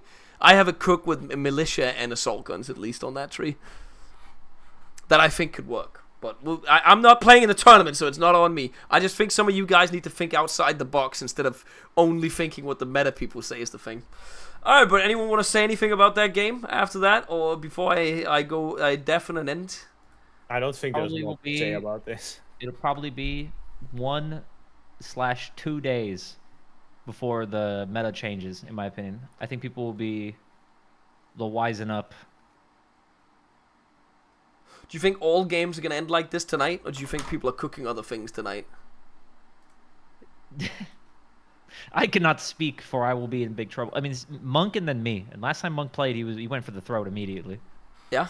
I doubt Monk will do some slop shit like this. And then we also have we have Science versus Towns, we have Monk versus Bloxer, we have Golden versus Friend. Again, I want to point out Towns, Bloxer, Monk. I don't feel like these are players that, if they do this strat, I don't. No offense to them, I call them very average players, on my opinion. So it's like, I don't think they have the hands for these builds. That's what I'm trying to say. I don't think that's what they want to go for. They want to go for something else. The semi-motorized shit is not a hands build. I'll die on this hill. It really isn't. It's just a cheese strat. It's all it is. Okay, You maybe just want to overrun. Maybe they don't have the macro for the build. I don't know. I don't know. I just don't think they have the dog in them for the builds. I think that they won't be able to execute it properly. Anyways, that's it for the game now. I'm gonna definitely, guys, thanks for casting a little bit. Golden has a game at, if you want to watch him play, he plays against Friendly Guy at around 9 p.m. to 11 p.m. depending on when the other matches finish. So yeah, Golden will probably lose that game. I'm gonna deafen now before you can respond to that. Anyways, next game is scheduled to start at 7 p.m. I want to point out, one of the main reasons why I'm also okay with ending the game early here, normally I wouldn't do this as well, is because this game was already delayed, by the way, by an hour. So just sitting here, potentially, for another hour, if both players are okay with a draw, we were already talking about a draw before the game started, that both players were going to agree on that because we had internet issues. I have a schedule I need to keep. I need to eat dinner. I need to do a couple things, administrative things, and edit some stuff, and I'll be back. The next game should be in about 2 hours, 1 hour and 45 minutes, if everything is according to schedule. 7 p.m. Danish time is what it's scheduled for. You can always hit ! schedule. It should be up to date in the Google Docs and there at all times. I think we just had a couple donations in the meantime. I see the goal has gone up a little bit. Why is this not updated in there? Oh, do I have to go into the website to update it? I think I have to. Let's just have a look here for a second. While we talked about it, we had a anonymous donation for 20 euros. Thank you very much for that. No message for it. I think I have a message in my inbox as well. I'm not. Never mind. Anonymous donates 20 euros, says nothing with it. Thank you very much, Anonymous. Crazy Ivan donates 20. Thank you, Crazy Ivan. Says nothing alongside of it. I appreciate it. That was 9 minutes ago. Scarecrow says, fuck cancer, donates 10 euros. And also Monk Nation, Ashla, I don't know what that means. Thank you very much, Scarecrow. Lola Cara donates 14 pounds, says, thanks for the charity work, Bo. Thank you for donating, Lola Cara. The charity work doesn't matter if you guys do not donate. So at the end of the day, it comes down to you guys. Monterey, thank you very much for the 80 euros as well. He says, in memory of Wilbur. Yes, we all miss Wilbur a lot. Thank you very much for the donations, Monterey. It has been a few years since the tragedy that happened to us then, but in memory of him, yeah. Thank you. Snef donates $100 and says, that was going to be for Golden, but he's washed. Okay, we're not going to tell Golden that, but thank you very much for donating it to charity instead, Snef. We appreciate it over here. I appreciate it a lot. And Otis is a good anime, or I assume this is Yoda as well, the guy that played the last game last night, donates 50 euros, doesn't say anything. Thank you very much for that as well. And we are now up to a total of $1,436 raised in the first 3.5 hours of the charity being live and ready on the website. I appreciate it a lot, guys. We'll keep this work going over the next couple of days and evening as well. Hopefully with the announcement on the channel, it'll be good. I will see you boys for a stream in about an hour and 40 minutes. There might be a delay, there might not be a delay, we'll see. We have a little bit of wiggle room to work with tonight in terms of the last match. I don't know if the people before that have wiggle room, like Golden, Friendly Guy, Monk, Blocks, or Signs of Towns. If there is wiggle room, I don't mind pushing it a little bit and being a little bit delayed, so keep an eye on the schedule. Just keep an eye on the stream, if anything. Because the Red Leader Grey Shot match cannot start before midnight, because Red Leader and Grey Shot are not home until that point and cannot play before that point. So that's what it's scheduled for, and it cannot change that one. Thanks for watching, guys. I will be back with more stuff later tonight in about 2-ish hours. 2-ish hours, that's what we'll go with. Thanks for watching. We'll be back, by then. And until then, have a good day. And if you don't show up for that, good night to you. I'm trying to look for the music right now that I was looking for right now. It's a little awkward. I can't find the song that I usually click.